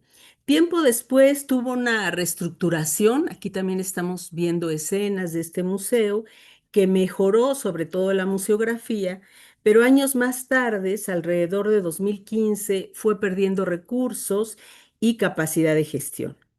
Ahora permanece cerrado la mayoría del tiempo y solo puede visitarse con cita previa. Es también sorprendente, y eso lo hemos visto cuando hacemos trabajo de campo en la región, que los niños y jóvenes de la región en lo general no conozcan el museo, o sea, que no los lleven de las escuelas y que en realidad sea un museo visitado sobre todo por turistas y por personas interesadas en la historia de las poblaciones afrodescendientes. La que sigue. En 2018 surgió la iniciativa de hacer un museo con un enfoque más comunitario en Huehuetán, también en Guerrero. Participamos en la elaboración del guión junto con algunas personas de la comunidad y el museo sigue en pie, aunque responde más a los intereses de la familia de Teresa Mojica, que en ese entonces era diputada del PRD. La que sigue. Bueno, hacia finales de 2024 y en el marco del fin del primer decenio de las personas afrodescendientes promulgado por la UNESCO y el inicio del segundo decenio, decidimos insistir en la importancia de incorporar a las poblaciones afrodescendientes en el discurso museográfico de las salas etnográficas que estaban en plena reestructuración en el Museo Nacional de Antropología. Estuvimos trabajando con los curadores de las salas a través del grupo Afroeduca, conformado por líderes de organizaciones sociales y académicos. A pesar de múltiples reuniones y del interés de los mismos curadores, se incorporaron algunas temáticas afrodescendientes, pero hasta la fecha no se ha concluido el proceso de reestructuración de estas salas. Aquí estamos viendo unas fotografías que se incluyeron en este nuevo discurso museográfico de las salas etnográficas. Son fotos de Rosario Nava que narran la vida cotidiana, sobre todo de mujeres en las cocinas afrodescendientes. Entonces, como estas se incorporaron algunas temáticas afros, pero como dije antes, todavía es un proceso en reestructuración y el discurso es todavía pues como un poco ambiguo y poco claro. Bueno, la que sigue. También en 2024 logramos gestionar una exposición sobre mujeres afrodescendientes que se llamó Africanas, Afrodescendientes y Afromexicanas en una sala temporal del Museo Nacional de Antropología. La exposición hacía un recorrido histórico que empezaba señalando la diversidad cultural del continente africano, de donde provenían las mujeres que habían llegado de manera forzada a la entonces Nueva España. Después hacía énfasis, la que sigue, por favor, en las actividades que habían desempeñado en la sociedad novohispana y también en la forma en que habían sido menospreciadas y olvidadas en la historia de México. La que sigue. Al final se presentaban imágenes contemporáneas de mujeres afromexicanas de diferentes fotógrafos y distintas regiones, entre ellos Hugo Arellanes, Susan Luna, Rosario Nava, Coral Carballo, Héctor Careaga, José Luis Vergara y José Luis Martínez. Esta exposición estuvo alrededor de 2 meses en el Museo Nacional de Antropología y después se fue al fuerte de San Diego, en el puerto de Acapulco, donde estuvo alrededor de 1 año. Entonces fue una exposición que para nosotros fue un gran logro, primero porque por primera vez se hablaba de este tema en el Museo Nacional de Antropología y además había un enfoque de género y un enfoque de mujeres afros que habían permanecido pues fuera de la consideración histórica, pero también del presente en la historia curatorial de los museos de México. Ahora bien, además de los museos y las exposiciones, varias iniciativas se han llevado a cabo en las últimas décadas encaminadas a dar a conocer las consecuencias de la esclavitud africana, así como las aportaciones de las poblaciones de origen africano en las sociedades del mundo. La que sigue, por favor. Como integrante del Comité Científico Internacional del Proyecto de la Ruta del Esclavo de la UNESCO, participé en la creación de iniciativas estrechamente preocupadas por restablecer la memoria. Debo recordar que este proyecto surgió con el ánimo de congregar especialistas sobre el tema de la esclavitud en 1994, en particular de la esclavitud transatlántica, para llevar a cabo actividades, acciones y estrategias que dieran a conocer la importancia de este fenómeno y al mismo tiempo para denunciar las atrocidades cometidas, pero también las contribuciones de la diáspora. Su fundador, el historiador senegalés llamado Doudou Diem, se propuso, como decía el lema de este proyecto, romper el silencio sobre el comercio de personas y la esclavitud en las diferentes regiones del mundo. Entre otras cosas, se tuvo la iniciativa de crear sitios de memoria sobre la esclavitud inspirados en las ideas de Pierre Nora de los lugares de memoria, para referirse a espacios que eran definidos selectivamente y que se convertían en espacios significativos para recordar y rendir homenaje a las miles de personas que sufrieron esta condición. La idea fue creciendo y con el tiempo se fomentó que estos espacios fueran ambientes que invitaran a pensar y reflexionar de manera crítica sobre estos hechos. Pude presenciar las propuestas y la apertura de algunos sitios de memoria como presidenta del comité durante algunos años, entre 2009 y 2015. Uno lo recuerdo con mucho afecto. Se realizó en Barbados, aquí vemos una imagen en la Universidad de West Indies. El sitio era un espacio en el que habían construido un auditorio abierto porque sabían que ese lugar había sido una hacienda en la que habían vivido personas esclavizadas, y en los archivos habían encontrado un inventario con los nombres y las edades, entre otros datos. La placa del sitio, que ahí se ve un poquito, ¿no?, que estamos ahí señalando, era una reproducción en algún material como aluminio. Reproducía esta lista que tenía, por ejemplo, a bebés esclavizados de 3 o 4 meses y también a personas mayores de 80 años. El evento de apertura, si vemos la otra, estuvo acompañado de discursos, pero también de canciones de niños sobre el trayecto de los barcos de los que habían llegado sus antecesores. Fue un evento muy, muy bonito y era como muy incorporada y muy sentida y muy participativa este rendir homenaje y recordar el proceso. Años más tarde, me propuse junto con el gran equipo, porque es gran equipo, es gran de cualidad, pero no de cantidad, del Programa Nacional de Investigación Afrodescendientes y Diversidad Cultural del INAH, comenzar a realizar los expedientes y solicitudes necesarias ante la UNESCO para que fueran autorizados sitios de memoria en México. Me llamaba la atención que países como Cuba o Brasil habían tenido alrededor de 200 o 500 sitios de memoria, y las organizaciones sociales pensaban que eran espacios necesarios e importantes para la reflexión y socialización de la memoria. El primer sitio que promulgamos fue el centro de la Ciudad de México, en la Plaza de Santo Domingo, en 2016. Decidimos hacerla ahí por sus significados históricos, como un espacio de importante población afrodescendiente, pero también porque estaba situado enfrente de la Inquisición, el edificio de la Inquisición durante el periodo virreinal, en la que muchos africanos y afrodescendientes habían sido procesados. Y además, esta Plaza de Santo Domingo estaba muy cerca de la calle del Águila, República de Cuba hoy en día, en donde había vivido, por ejemplo, el pintor Juan Correa y varios afrodescendientes.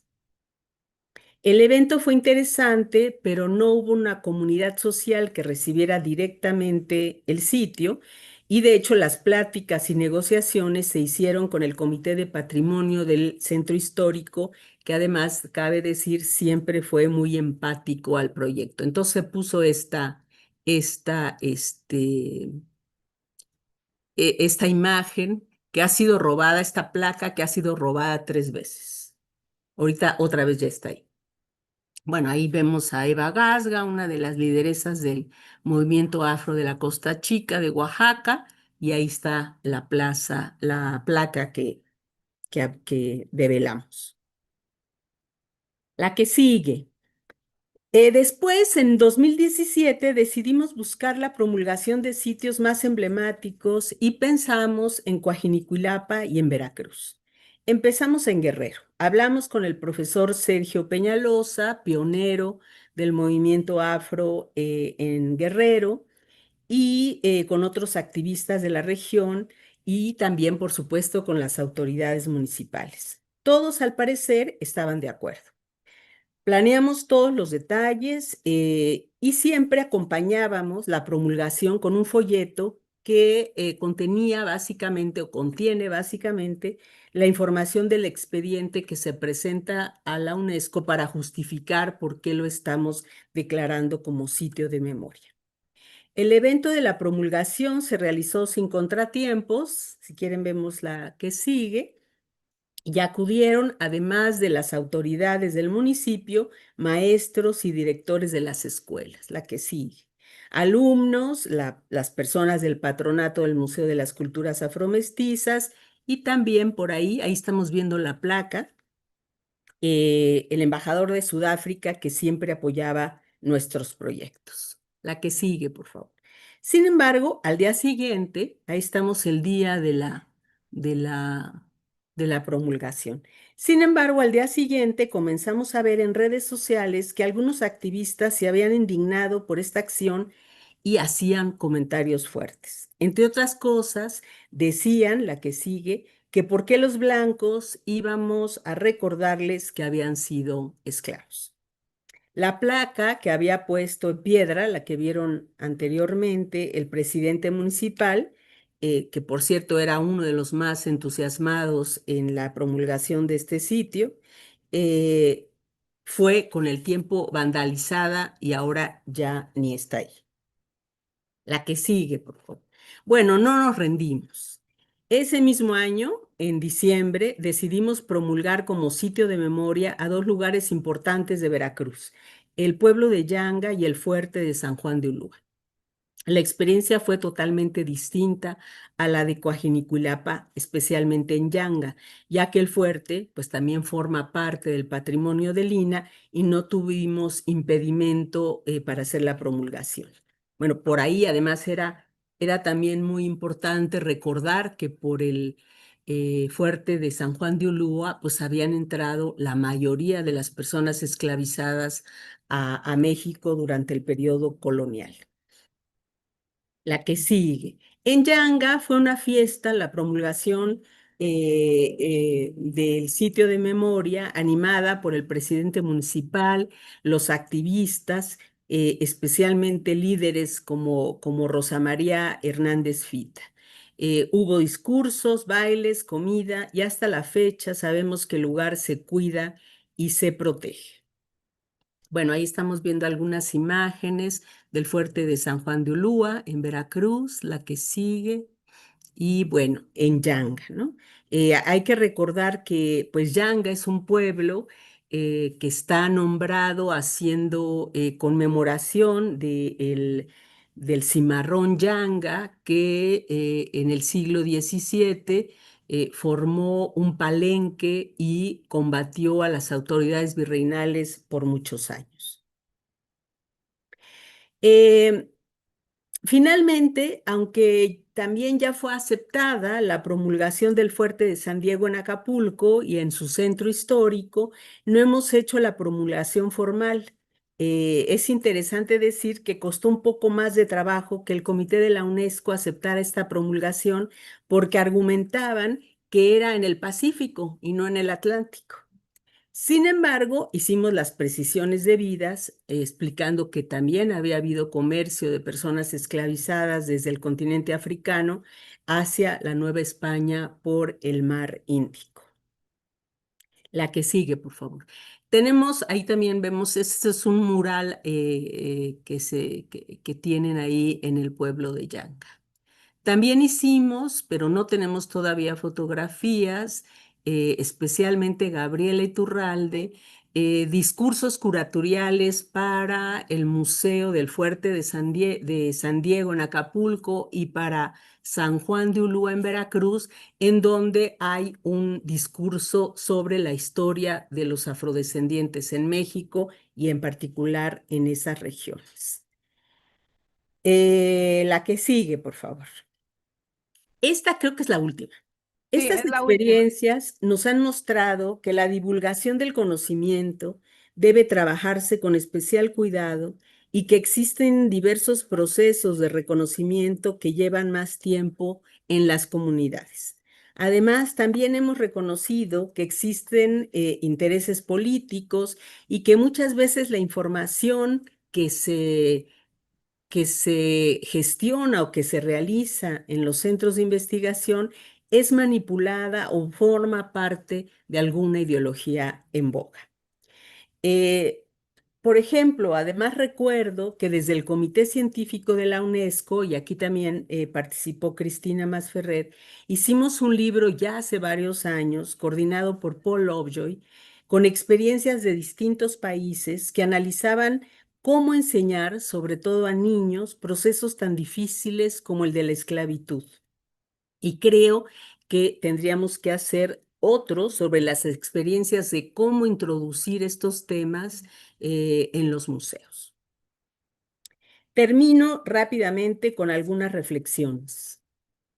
Hace pocos días, en el Seminario de Estudios Afromexicanos que se llevó a cabo en el puerto de Veracruz, decía que cuando la historia y la memoria de poblaciones han sido negadas y menospreciadas, no por décadas, sino por siglos, es muy difícil, pero es posible restituir el pasado y transformar las situaciones del presente. Ello, insisto, es una herramienta fundamental para erradicar el racismo, que es una de las consecuencias más perversas del comercio de personas esclavizadas. Además de incorporar a los discursos curatoriales de los museos, en especial del INA, la historia y las características de las poblaciones afromexicanas, no solo en los museos nacionales, sino en los regionales y en los de sitio, es necesario deconstruir la idea de raza y dotar de nuevos significados la variabilidad de la especie humana y de la diversidad cultural. Es fundamental trabajar y dialogar siempre con las comunidades y tratar de comunicar discursos de comprensión, no de historias llenas de prejuicios y maniqueas. Sin duda alguna, y ahora sí ya termino, la divulgación del conocimiento es una herramienta poderosa para ello. Muchas gracias. Muchísimas gracias, doctora María Elisa Velázquez, por esta presentación también muy interesante, recorriendo México. Entonces, pues muchas gracias. Efectivamente, pues ha sido muy importante la labor de lograr esta inclusión que vemos que sigue teniendo retos y que sigue teniendo, digamos, necesidades ya urgentes. Esperemos que en el marco del segundo decenio de las personas afrodescendientes se logre ya tener las salas del Museo Nacional de Antropología pues ya digamos completas, ya ha habido este esfuerzo de inclusión importante, entonces digamos falta poco para lograr, ¿no?, que estén mejores esas salas, que estén ya actualizadas, y creo que también es importante mencionar la sala más reciente en el marco de la Feria del Libro de Antropología que se hizo, que también fue importante porque es la primera vez que la Feria del Libro de Antropología e Historia se dedica a un país africano, y en este caso también tuvo una sala en la cual ustedes participaron en un área, digamos, un espacio dedicado especialmente a la presencia de las personas y poblaciones afrodescendientes en México. Me parece que algo que ha quedado claro en las tres presentaciones es la importancia de los museos, primero. Segundo, la importancia de los esfuerzos antirracistas en estos museos. Tercero, la importancia de la memoria y del reconocimiento de la importancia histórica y actual de diversas poblaciones, en particular de las poblaciones afrodescendientes, pero sin duda alguna que de otras poblaciones también. Mencionaban también, por ejemplo, poblaciones indígenas, pueblos originarios, también de origen asiático. Entonces, todas estas poblaciones es importante reconocer sus contribuciones históricas y actuales para poder digamos, encaminarnos hacia el antirracismo, hacia el combate del racismo, y también ha quedado clara la importancia de los museos en términos pedagógicos, en términos educativos. Muchas veces estudiantes son quienes visitan estos museos, pero no nada más estudiantes, también, digamos, es un espacio de enseñanza y de pedagogía para la población en general, así como para personas que vienen de otros países a conocer el país. Entonces, pues muchas gracias por estas presentaciones. Como decía al principio, es realmente un gran honor y un gusto tenerlas a las tres, y vamos a escuchar ahora, esperemos tener comentarios y preguntas, porque como siempre decimos aquí, pues también este seminario no sería un seminario sin la presencia de todas y todos y todes ustedes quienes nos acompañan desde distintos lugares de México y también de otros países. Tenemos, como decía, pues a 27 personas aquí conectadas en el aula Zoom, y también tenemos personas desde el canal de YouTube de la Coordinación Nacional de Antropología. Para esta parte, pues le cedo entonces la moderación a Jimena. Muchísimas gracias por las presentaciones. Gracias, Jimena. Gracias, Cristina, y sobre todo muchísimas gracias a nuestras presentadoras, a Yolanda, a Kelly y a María Elisa. Creo que se ponen aquí muchas cosas valiosas sobre la mesa y experiencias, sobre todo de lo que ha costado tener estos espacios conmemorativos y educativos, pero también los resultados, unos buscados y otros no buscados, de la existencia de estos espacios, ¿no? Porque siempre están abiertos un poco al diálogo y a la intervención con la sociedad civil, y eso es muy interesante. Entonces, quisiera saber si alguien tiene alguna pregunta o comentario en la sala. Primero que nada, pueden levantar la mano o dejárnoslo por escrito, y lo pueden hacer tanto en español como en inglés, porque tenemos el apoyo hoy de nuestras traductoras, a quienes les agradecemos muchísimo. Y también a quienes están en la transmisión de YouTube, como siempre, apreciamos mucho que nos sigan, y también nos pueden dejar por escrito sus comentarios. Entonces, por ahora le voy a dar la palabra a la doctora María Elisa por si ella quiere comentar o añadir algo, y seguimos aquí conversando. María Elisa, por favor. Sí, gracias, Jimena. Bueno, yo tenía una pregunta para Yolanda y para Kelly, para Yolanda Moises y para Kelly. Si ellas tienen, por ejemplo, han elaborado encuestas, o tienen como resultados de haber incorporado estos discursos curatoriales en los museos, y cómo cambian o no las percepciones del público que las visita. Porque en México no tenemos eso, tenemos como muy poco trabajo de análisis del público y de cómo ve los museos, pero a mí me interesaría saber en particular sobre temas como los que ustedes han trabajado. Gracias.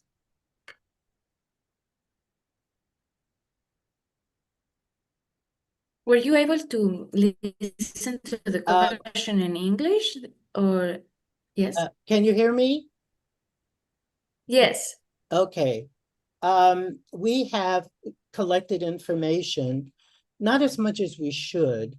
The exhibits around How Real is Race toured 50 cities in the United States and was seen in person by close to 1 million people.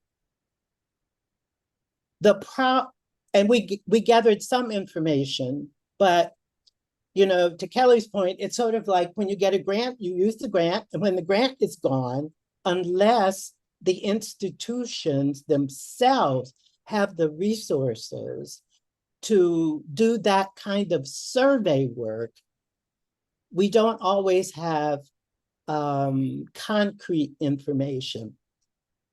But what we have gathered is that particularly for school children and for communities that the exhibit is situated in, it has made a difference. For example, at the Science Museum of Minnesota, they now have specific programs that are geared toward the community because the community asked them, what happens here after this exhibit is gone? Because all three of these places were there, the exhibit toured, and then it went to the next one. And they decided it was so critical for their communities that they wanted the museum, they wanted the exhibit to come back because it changed their relationship with their communities. Not only this was a science museum, and you have to understand how focused these museums are on bones and stones and those kinds of things. And when they talk about people, they talk about people as if they're in the past. To Dr. Velasquez's presentation, oh, these were the people that did this. Well, these people are alive today, and they're living in these communities. And so these museums wanted these museums wanted to connect to people, wanted to connect to those people. Now, let me tell you, here in the United States, museums have to think about where their next funding is coming from. And a lot of it is from community, donations and support from their communities. And so one of the things that happened at Minnesota and San Diego, and it's happening in South Carolina, is that more people are coming who have not come before. And they see this as a place where they can learn and learn about themselves, because the exhibits are focused on the people who live in those communities. So we have that kind of information, and it's anecdotal. Some of it is what we've seen just from the messages and the tweets and the kinds of messages that the visitors leave there as well. Of course, there are people who say, why do we need this? This is dividing people. It's not bringing people together. And of course, the museums have to take a political position too. This is what we are about. If it's a museum that serves the community, it has to serve all of the different communities. So it's a work in progress, but we have seen some changes, especially at the grassroots level. There are a lot more grassroots museums starting and forming in communities, because there are a lot more people who are, I'm old as we say in the US, I'm old in the tooth. And when I went to college, we didn't have those kinds of courses. Now I teach, Dr. Velasquez teaches, Kelly teaches. We teach this to our young people every day. That's right. So there are more and more people who are understanding that identity matters and engagement matters. And museums and memory sites and all that are just one place to do it. And I'll shut up and I'll let the other speakers talk.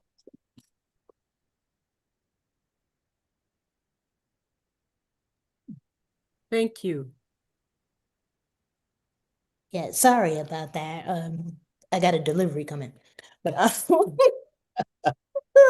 but to a similar vein, Maria, same thing, right? It's like I put the Making Place Matter link in the chat, because we really couldn't afford. Like we went to the data, what do you call it? Like the data,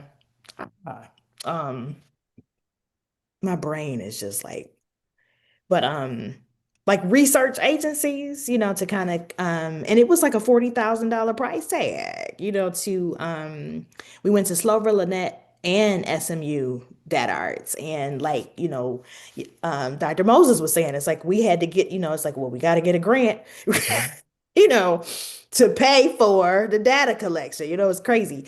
And so instead, what we did is like we did the catalog, we did the panel, we interviewed everybody. So all the interviews are like, and we created like a separate page, or I should say they did, for the show itself, right? So you could hear first person accounts. And you could watch the entire panel because we did like a whole like symposium. So you could watch the whole symposium, and it just lives there. And if you want to, get involved and it walks you through the whole like exhibition council development, the way that we had to do that digitally, right? Because we were in North Kensington, again, historically Black and Latinx neighborhood, and then COVID happened. And then I moved to like Atlanta, right? So it was amazing just the way they were able to keep us all together, through the pandemic. And like Josie lays all of that out, on the website, for people to use as like, practical information. But it is interesting how like the data collection, like the funding of it as well as just access to it, also kind of acts as a barrier. For the Newfield situation, it was like we used kind of like Dr. Moses was saying in like an anecdotal kind of way, like the way in which, because it was, like I said, I resigned before he could actually like terminate me officially.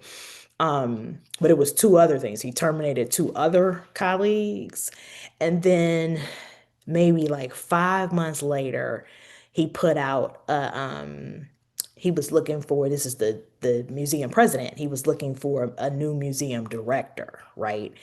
Um, and in that job description, one of the responsibilities of the museum director was to maintain the institution's core traditional white audience. And it was in the job description. And like hit the New York Times and just kind of like, because everybody was like, oh my God. And I was just basically like, see, and so we used the press coverage, right, of that controversy to point back to the work was working so well, right, in a predominantly white community, in a predominantly white audience for a predominantly white institution, that it compelled the president to literally write a job description, right, for the next leader, saying something, stating it as directly, right? As like, this is about maintaining our white audience, and so we kind of used it in that regard, to say like, it may not be the evidence that we want to see, right? Or the response that we want, but this is clearly right evidence. Because even from that, it was just like so again, like so many, terminations, right? And then eventually the board forced him to resign as well, right? Because they couldn't kind of recover from it.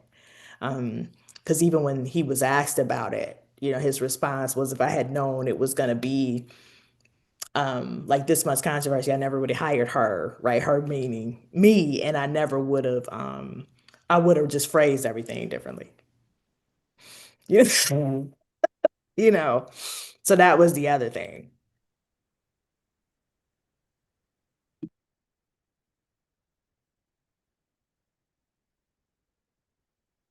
Thank you very much, both of you. Gracias.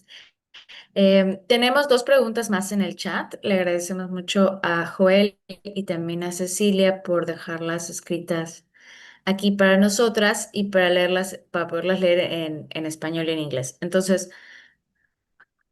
quizás trato de leerlo en inglés. Okay. So we have two more questions. I think anyone can answer these.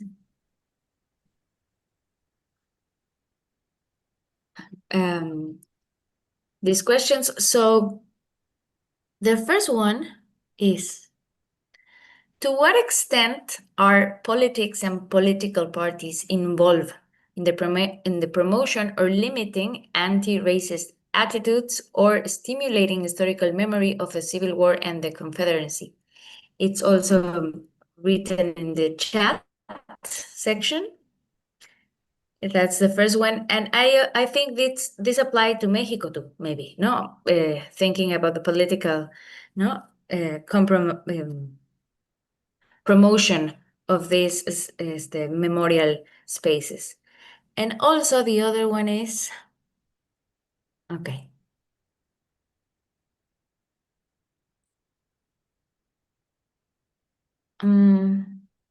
Sorry. From a museographic or curatorial point of view, what distinguish an anti-racist exhibition from an inclusive exhibition? I think this is very interesting. And two, if Mexican or US museums were to start or are starting to implement an anti-racist policy, how can we avoid or prevent these gestures from becoming mere performative acts or moral corrections without structural transformation? So these are the questions. Y luego las voy a leer en español para tratar de hacer este diálogo de esta forma más bilingüe. La primera es, ¿hasta qué punto la política y los partidos políticos están involucrados, ya sea promoviendo o limitando las actitudes antirracistas o estimulando la memoria histórica de la guerra civil y el confederalismo en los Estados Unidos, en el caso de los Estados Unidos? Y la segunda pregunta de Cecilia, que son dos. La primera parte es desde el punto de vista museográfico o curatorial, ¿qué es lo que distingue una exposición antirracista de una exposición inclusiva? Y dos, en el caso de los museos mexicanos, pero también estadounidenses, que están empezando a implementar políticas antirracistas, ¿cómo se puede evitar o prevenir que estos gestos se vuelvan meros actos performativos o de corrección moral sin transformaciones estructurales? Entonces, creo de nuevo que I todas will las start participantes and pueden talk, contestar esta pregunta. talk specifically about the U.S. and the Confederacy memorials, or quote unquote so-called Confederacy memorials. The nation, the United States, was had the only war on its soil ever based on whether or not we would be slave or free. And those of you who know your own Mexican history know that Mexico was against the slavery in the United States and did not want Texas to be a slave state before, I mean, a slave territory when it belonged to Mexico. So the issue of slavery has been woven into the very fabric of American society. Our political institutions, our Constitution, our laws that developed our country spoke to slavery. That is, they had Native Americans and Black slaves as 3/4 of citizens. They were not whole citizens. And it took laws over centuries to get that changed. So I want to just let you see how ingrained that is in how Americans, US people define themselves, right? I mean, it's such a part of who we are.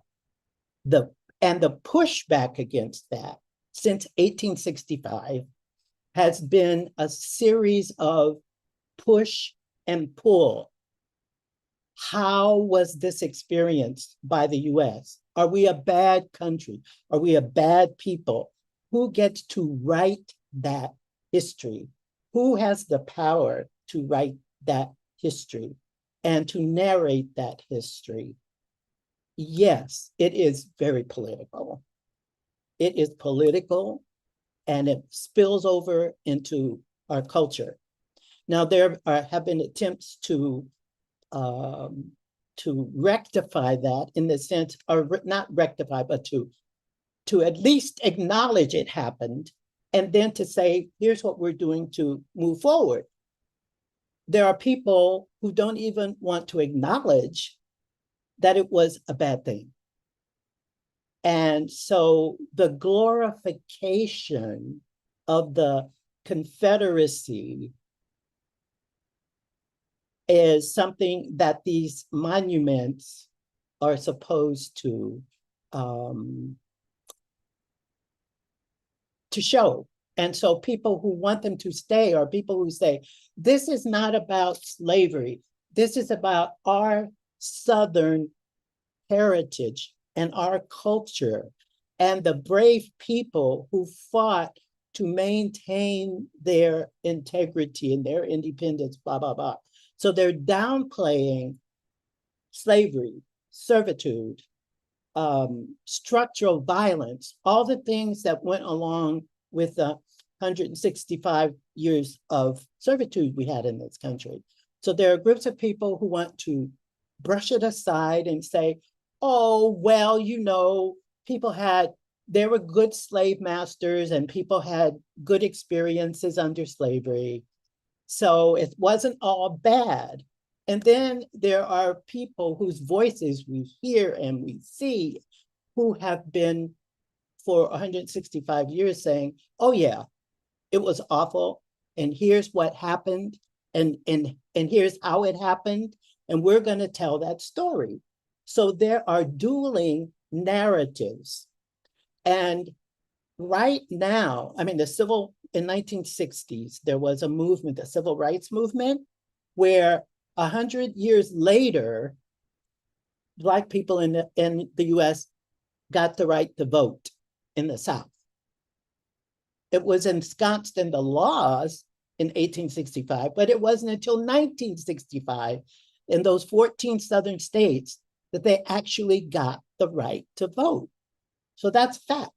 And those are the things that museums, when they tell that story, are pushing back against the major narrative of folks who don't want that history to be told.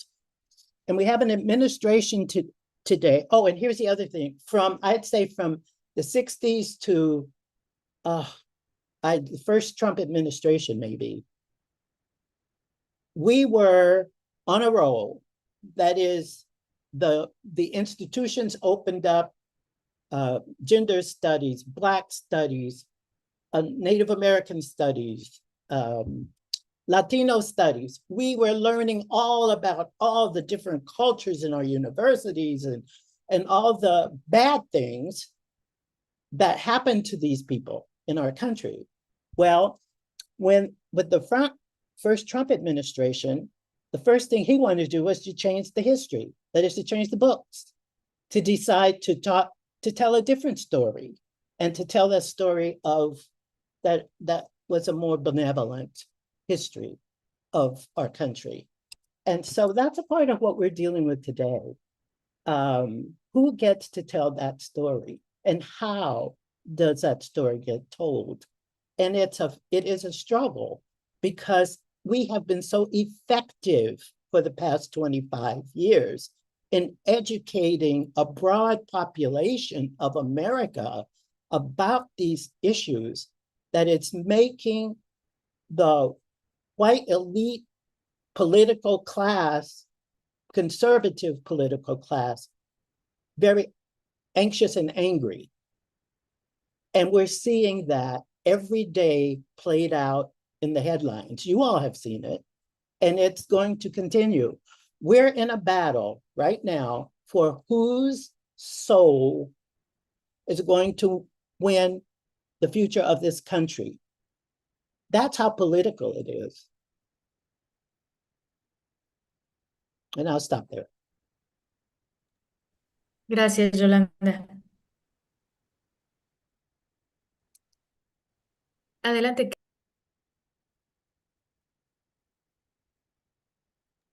Oh no, I just completely agree. I missed the question, but no, I completely agree. It's wild, to watch it. Because there was this concept, this idea of like, oh, they're rolling us back to the 1950s, 1940s. And Dr. Moses, I know, you've probably responded like this too, but we were like, no, let's talk about like the 1870s. Like we are going Yeah. back to the very beginning of the establishment of Jim Crow segregation. So what is called the post-Reconstruction era, which was the years after what's called the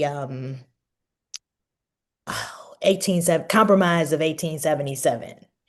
And it's when basically, and this is just it's much more sophisticated than this, but but just for like these purposes, the Republican Party and the Democratic Party were at odds.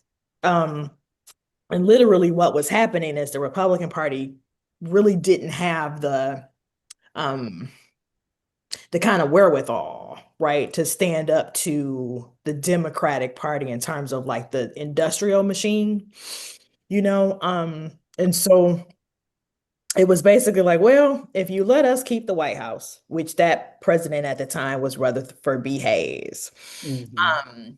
we will capitulate, to basically slavery by another name. And that other name was Jim Crow segregation.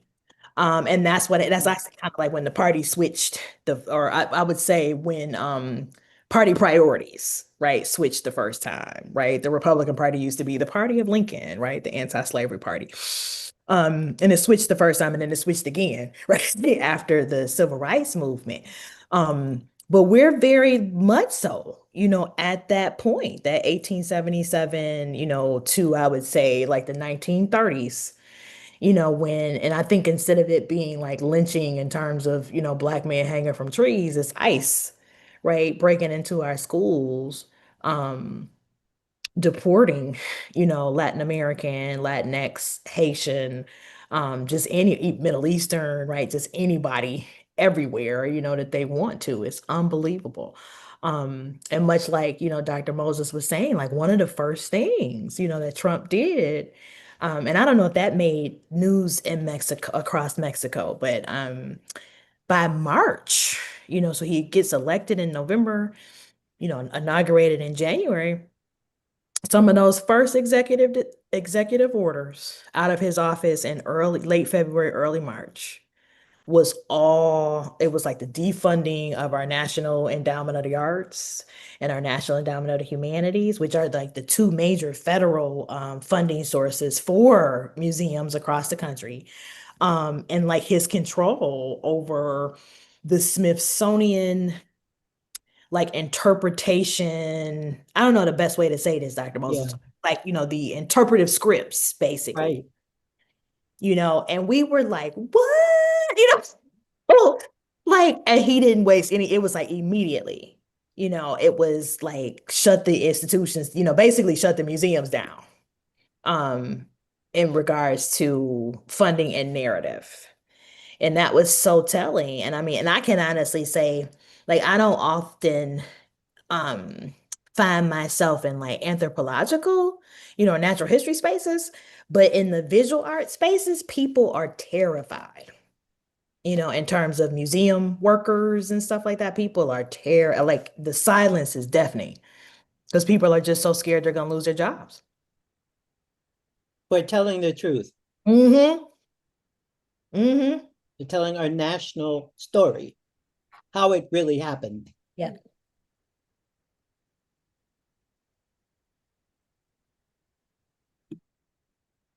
Muchas gracias a ambas. Doctora María Elisa, ¿algunas ideas en el sentido de las preguntas que se leyeron? Sí, gracias, Jimena. Bueno, por supuesto, y un poco siguiendo a Yolanda y a Kelly, pues la ideología de los partidos en el poder se traduce en las políticas públicas, sobre todo en el caso de México. que los museos, gran parte de los museos son públicos, o sea, tienen, se desarrollan, se mantienen con dinero del erario público. Entonces, ahí se van transmitiendo las políticas que les interesa al Estado promover.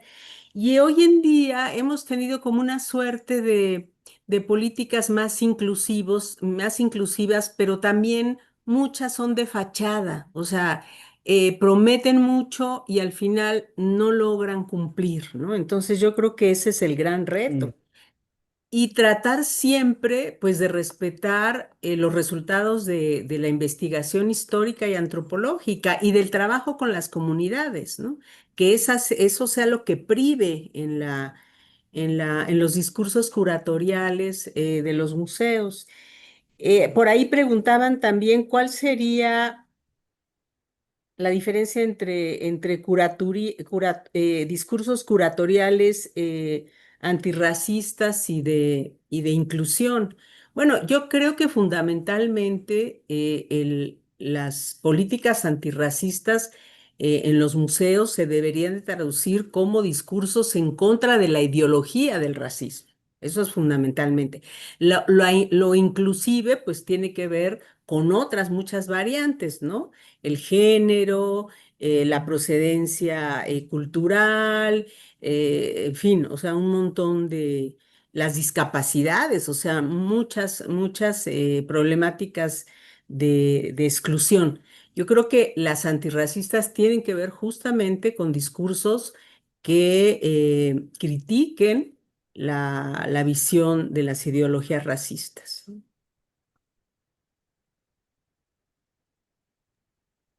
En este sentido, creo que la pregunta que nos habían hecho sobre la diferencia entre inclusión y antirracismo me parece muy interesante, ¿no? ¿Hay para ustedes una diferencia tajante o más bien conexiones entre esto de la política de inclusión y las políticas antirracistas? Sobre todo para el caso de Estados Unidos, van muy de la mano, en México no tanto, pero no sé si Yolanda o Kelly quieran aportar en este sentido.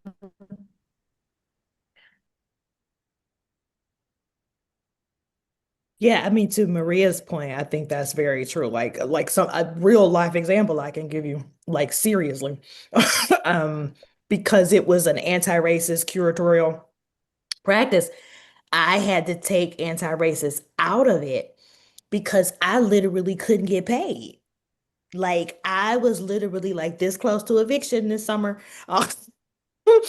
Because I could not like people it just my not just the income stream, but like just the opportunities to promote it just completely vanished.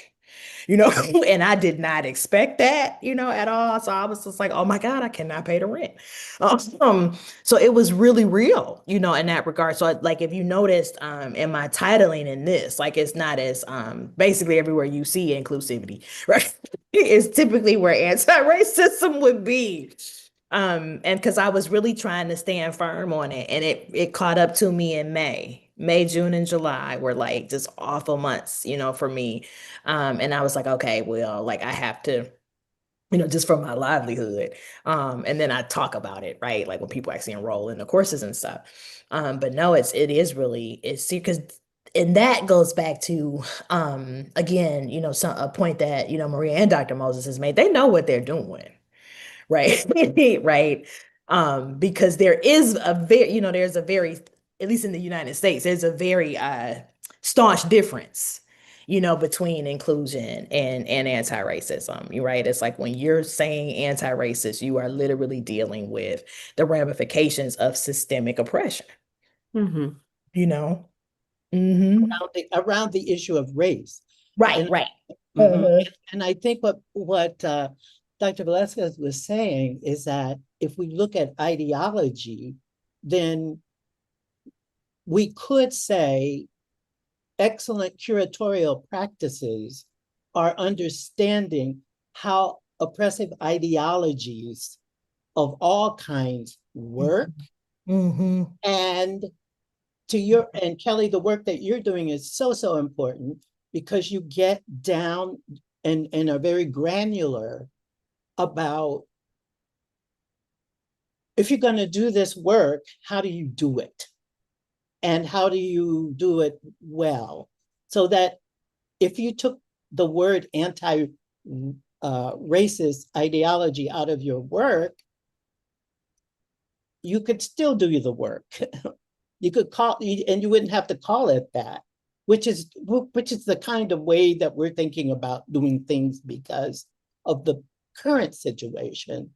That is, in our courses, and we don't have a museum studies program, but we do have some courses, and it's like we learned, for example, that in order to do the exhibit, the first exhibit at the Science Museum of Minnesota, we had to train the curators. They didn't even understand what it was we were talking about.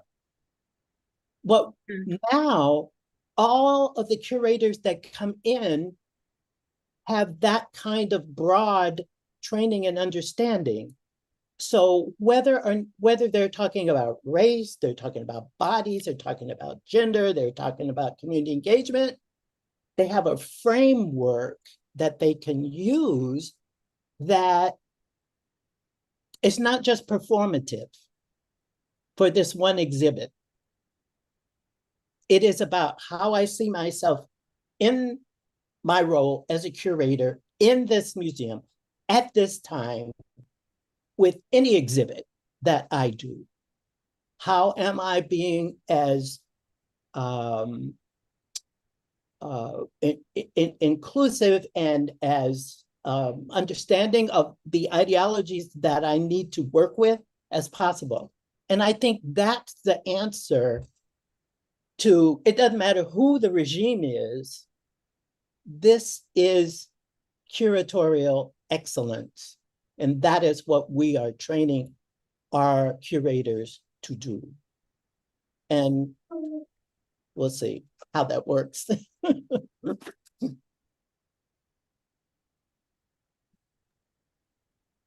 Muchas gracias.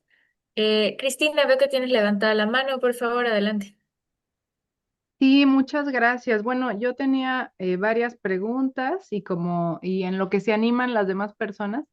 Una pregunta justo era encaminada a pensar la importancia de no solamente el museo y las prácticas curatoriales, sino también, sobre todo para México, pero no sé si en Estados Unidos cómo sea.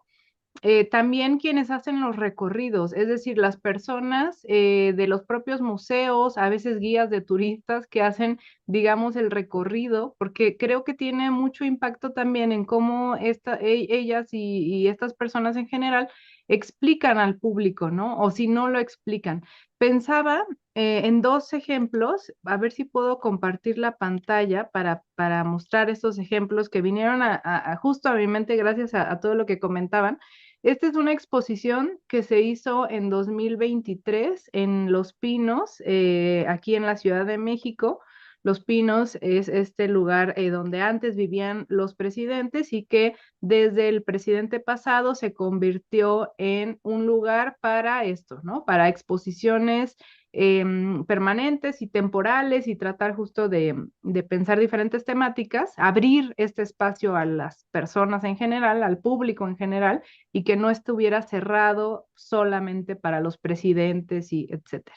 Se hizo esta exposición Racismo en México, que a diferencia de otra que se hizo hace mucho tiempo en un museo en la Ciudad de México, esta me parecía mucho más completa porque justamente daba algunos aspectos históricos del racismo vinculado con diversas poblaciones y además vinculado a cómo el racismo impacta en términos de desigualdad. Por supuesto, bueno, seguramente ya haciendo un análisis detallado, pues podríamos hacerle algunas críticas, pero sí me pareció que pues tenía bastantes elementos interesantes, incluso pensando en esto de la migración, tenía esto interactivo de los espejos. Bueno, ahí me veo yo en el espejo, pero me parecía interesante. Y el segundo ejemplo que quería dar también es justo pensando, a ver si ya se ve aquí, pensando en lo que mencionaba Yolanda Moses sobre la importancia de que este tipo de contenido esté en los museos también de ciencias. Entonces, en la Ciudad de México, en el Museo de Universum, hay un área específica para infancias y solo en esa área, al cual solo entran infancias, no entran personas adultas solos, digamos, sino solo si acompañamos a niñas y niños, está este apartado, que es, pues, evidentemente de Angélica Das, que, bueno, a mí me encanta el trabajo de Angélica Das y me parece muy importante, pero me quedo con la reflexión de que no hay ninguna cédula acompañando esta parte de la exposición. Entonces, pues yo justo visité el museo y las personas pues se acercaban, le daban vueltas a las fotografías, pero realmente no hay nada, digamos, no hay una sola cédula como sí la hay en otras partes de esa sección, explicando, ¿no? Entonces, pues realmente esto cae, digamos que sí, entra, digamos, o cae sobre los prejuicios que las personas tengan o los conocimientos que las personas tengan, ¿no? Realmente. Y también yo les preguntaba a las personas de esa sección si les habían dado alguna explicación sobre qué debían ellos decir o cómo debían explicar este tema y me decían que pues realmente habían tenido solo una plática muy general sobre el color de la piel. Y en otras partes de ese Museo de Ciencias sí hay información sobre el ADN. Entonces yo pensaba justo la importancia de generar tal vez equipos interdisciplinarios que hagan la revisión primero de los museos para justo tratar de verificar o de enriquecer lo que ya hay en los museos. Y en segundo lugar, pues poder hacer ya exposiciones específicas que den cuenta del racismo en términos históricos, en términos actuales y en términos de sus complejidades también, para no quedarnos solo, Right. digamos, con esta idea colorista del racismo, que por supuesto que es mucho más amplio el racismo. Dejo de compartir aquí. Y también recordar que la sesión de junio tuvimos a Joseph Graves Jr. hablando justo sobre el racismo, el antirracismo en el quehacer científico, porque efectivamente creo que muy importante, sí, tener estas perspectivas que no sean solo históricas o antropológicas, sino también en la ciencia, para que realmente haya, digamos, esta comprensión mucho más amplia sobre el racismo, sobre sus efectos, sobre cómo lograr cambios. Entonces, básicamente la pregunta es si han trabajado o qué opinan sobre esta importancia de trabajar con las personas que hacen o que ofrecen los recorridos en los museos. Gracias.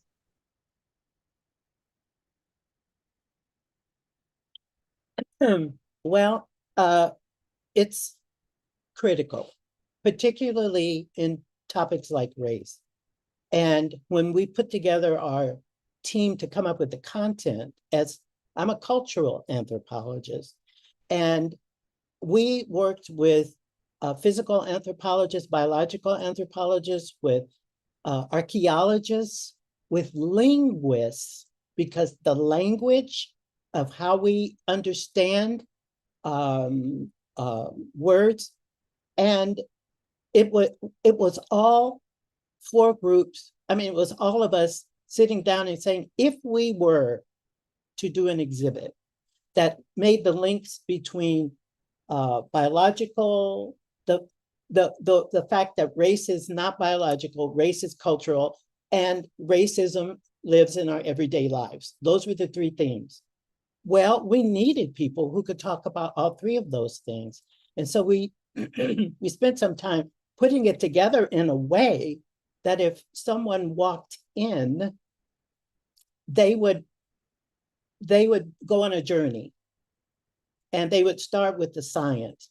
because that's where we got the money from, right? From the National Science Foundation, who we had to convince that talking about racism is also a scientific enterprise, right? So once we got that, then the cultural anthropologists had to understand the biology and the DNA. But race science brought us both together, because what was understood as science at that time that created racial hierarchies was done for a purpose. I mean, it was a reason it was done. And it was reinforced by religion. It was reinforced by colonialism, everything. So it was it's complex. Christina, that's what I want to say.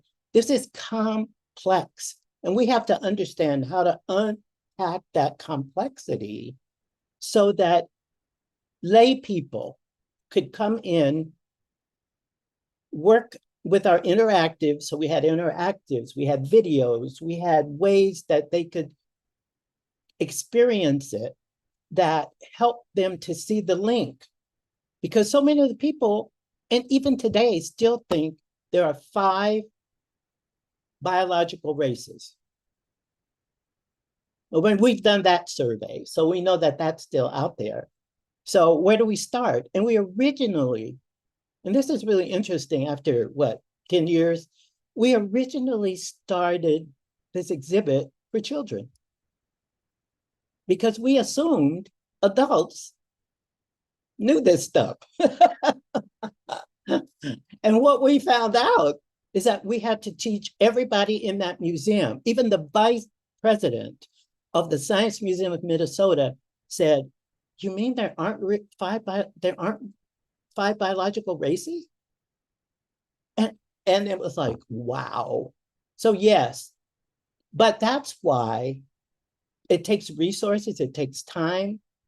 And it's a project for me that has been a good part of my professional life as an anthropologist, doing this project. And it's not done. But that's the kind of thoughtfulness, time, and energy. And you can't do it without interdisciplinary teams. Mm-mm. And I'll stop. I'm like, no, I could listen to you all day. Because it's so refreshing, right? Right. Because like I said, in the art world, it's very siloed, and this work is like, ooh, it's so taboo. And for me, Christina, like that's such a great question because that too, has been a problem, right? Like even when the docents or the like guest services staff like are actually interested in doing the work and learning the things, like they created this rule when I was in Newfields. Well, let me back up a little bit. So I'm a cultural historian, but I specialize in 19th and early 20th century American art, right? Or American visual culture. Who just chose to be a curator, right? Now I'm like, maybe I should have just went to tenure track, right? I did like you, Dr. Moses. But because I was really not expecting, the pushback. So as a curator of American art, right, and not a curator of contemporary art, it was like the institutions or the field didn't necessarily know what to do with me. Because typically institutions, to get, even to your question, right? To unpack the racism and the problematics of like a European collection and a historic American collection, they just bring in a contemporary artist of color, right? Commission intervention. I, on the other hand, show up and I could deconstruct the whole collection, right? Right. Because again, of how I've been trained academically.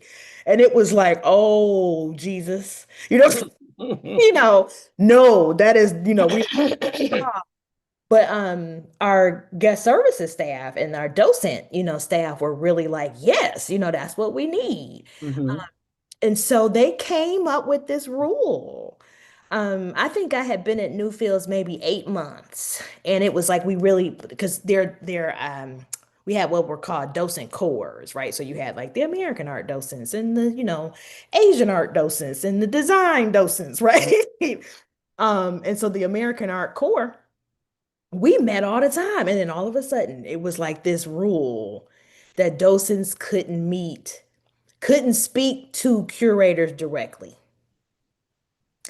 And I was like, whatever. But it had gotten so bad that we began to just meet at our own houses. We would just kind of rotate around, or we would like meet at a Starbucks or whatever. Because they literally didn't like want us talking to each other. And part of that had to do with like a lot of the ways in which I was reinstalling the permanent galleries, right, to demonstrate how whiteness is constructed, through visual art, particularly historic American art. And there was one particular gallery, that was kind of like our sacred space. It was I don't know if you guys are familiar with Louis Comfort Tiffany. Yeah.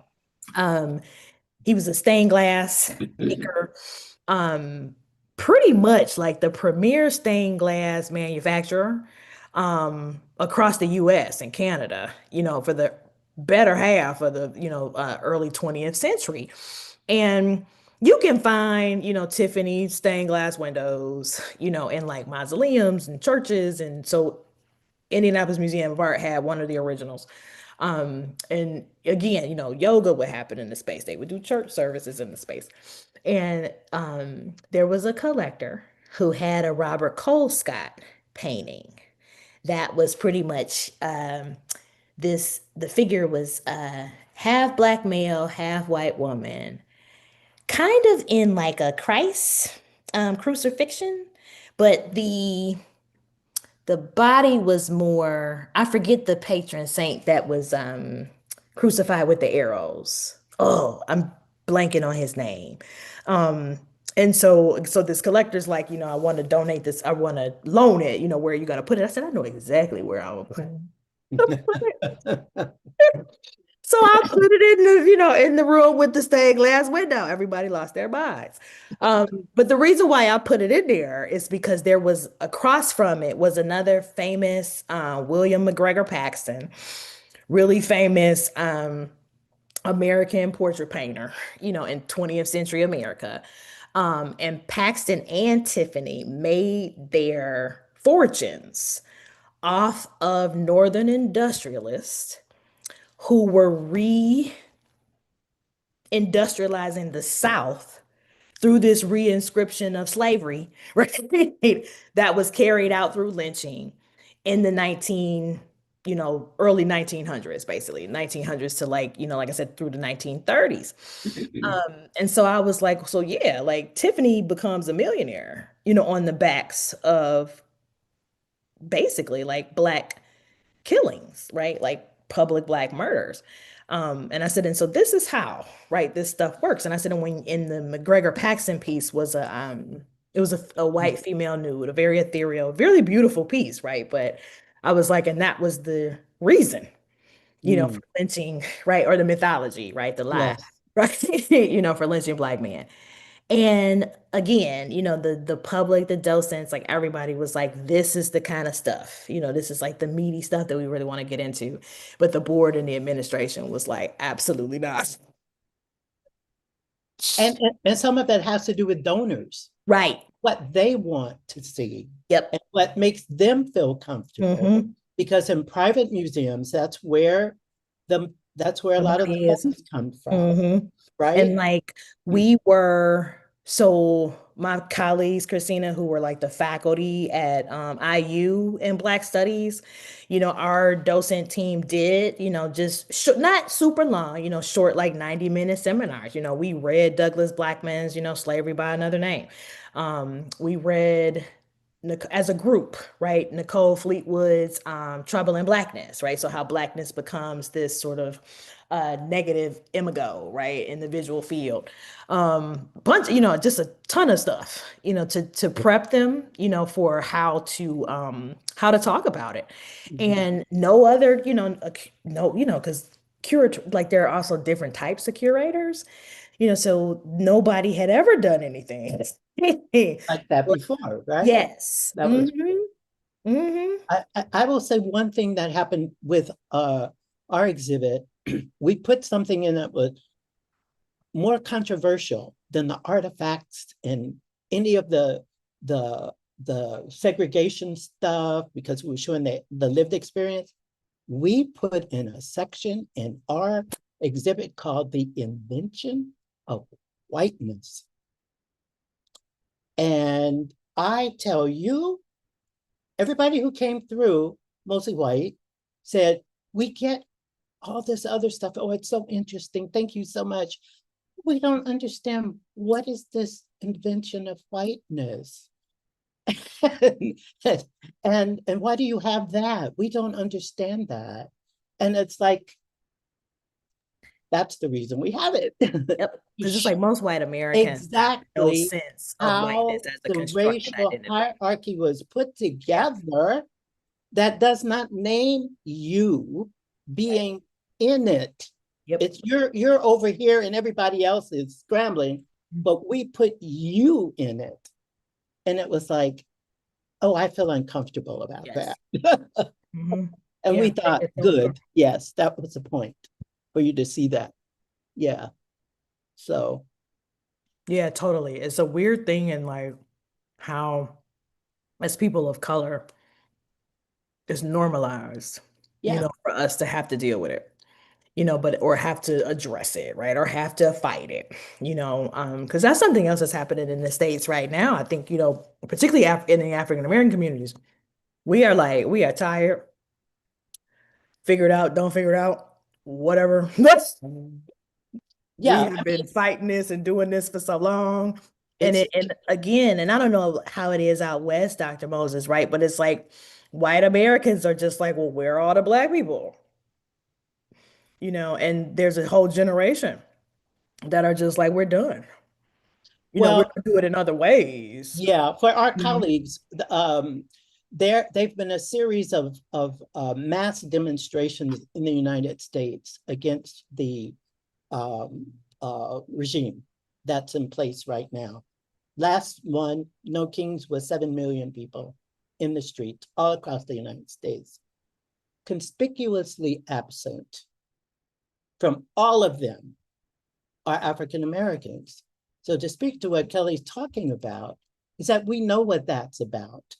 And we know what would happen if African Americans came out en masse in the streets in the United States. At this point in time, the regime would bring out the military.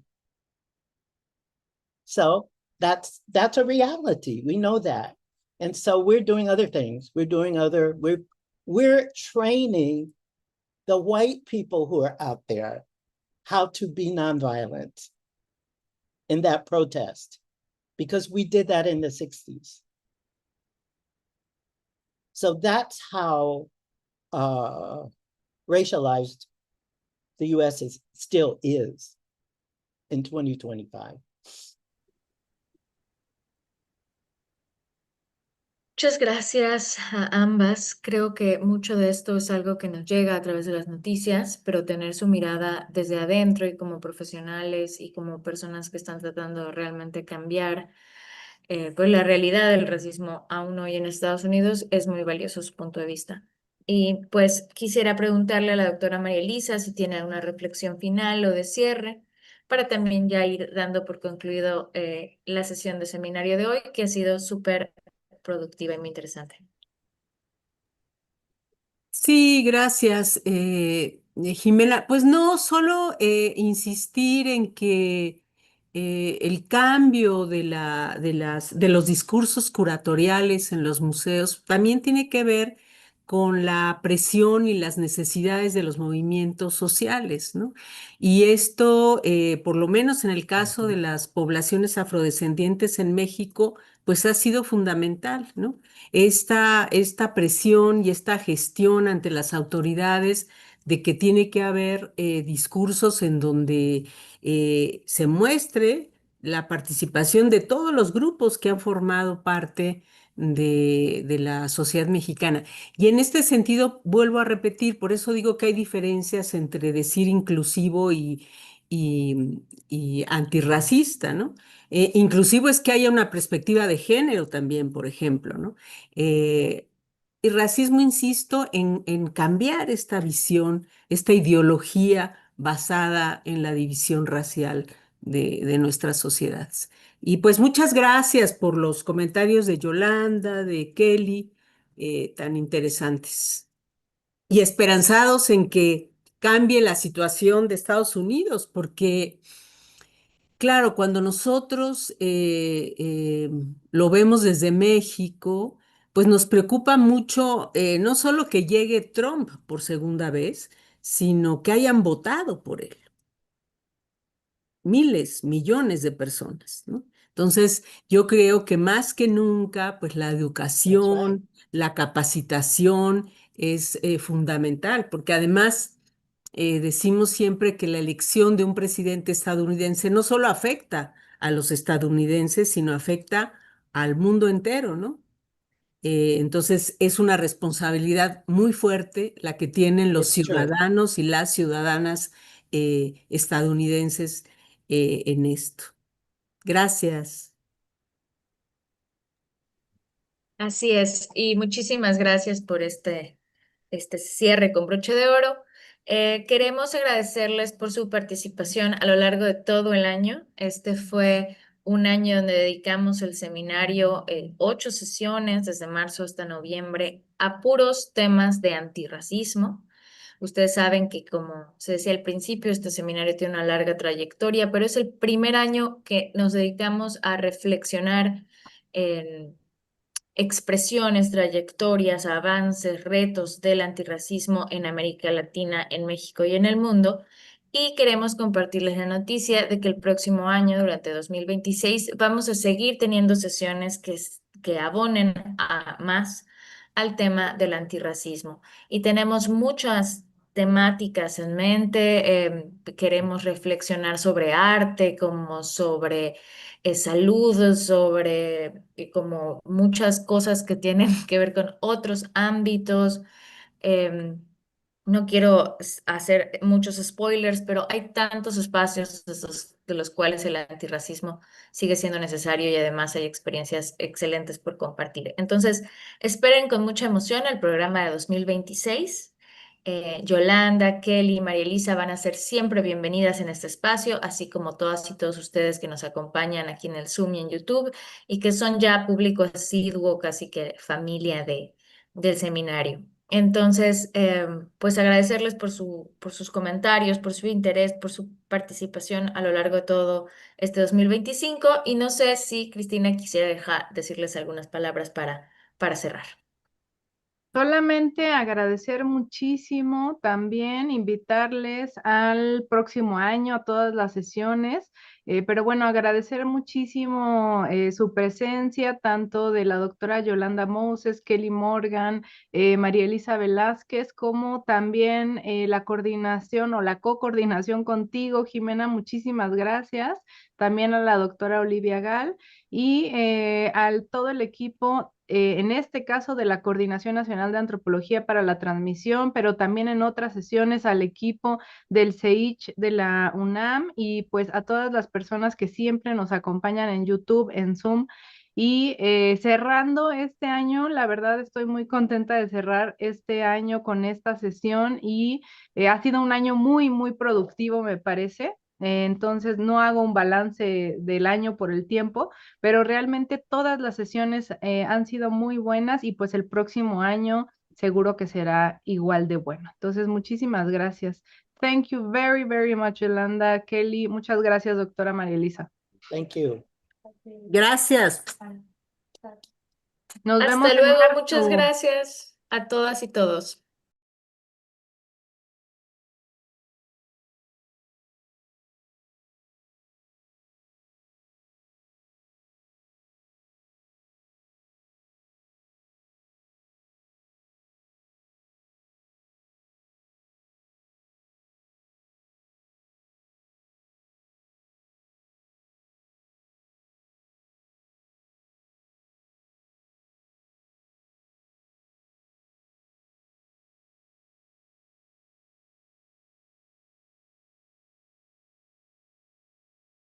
Gobierno de México.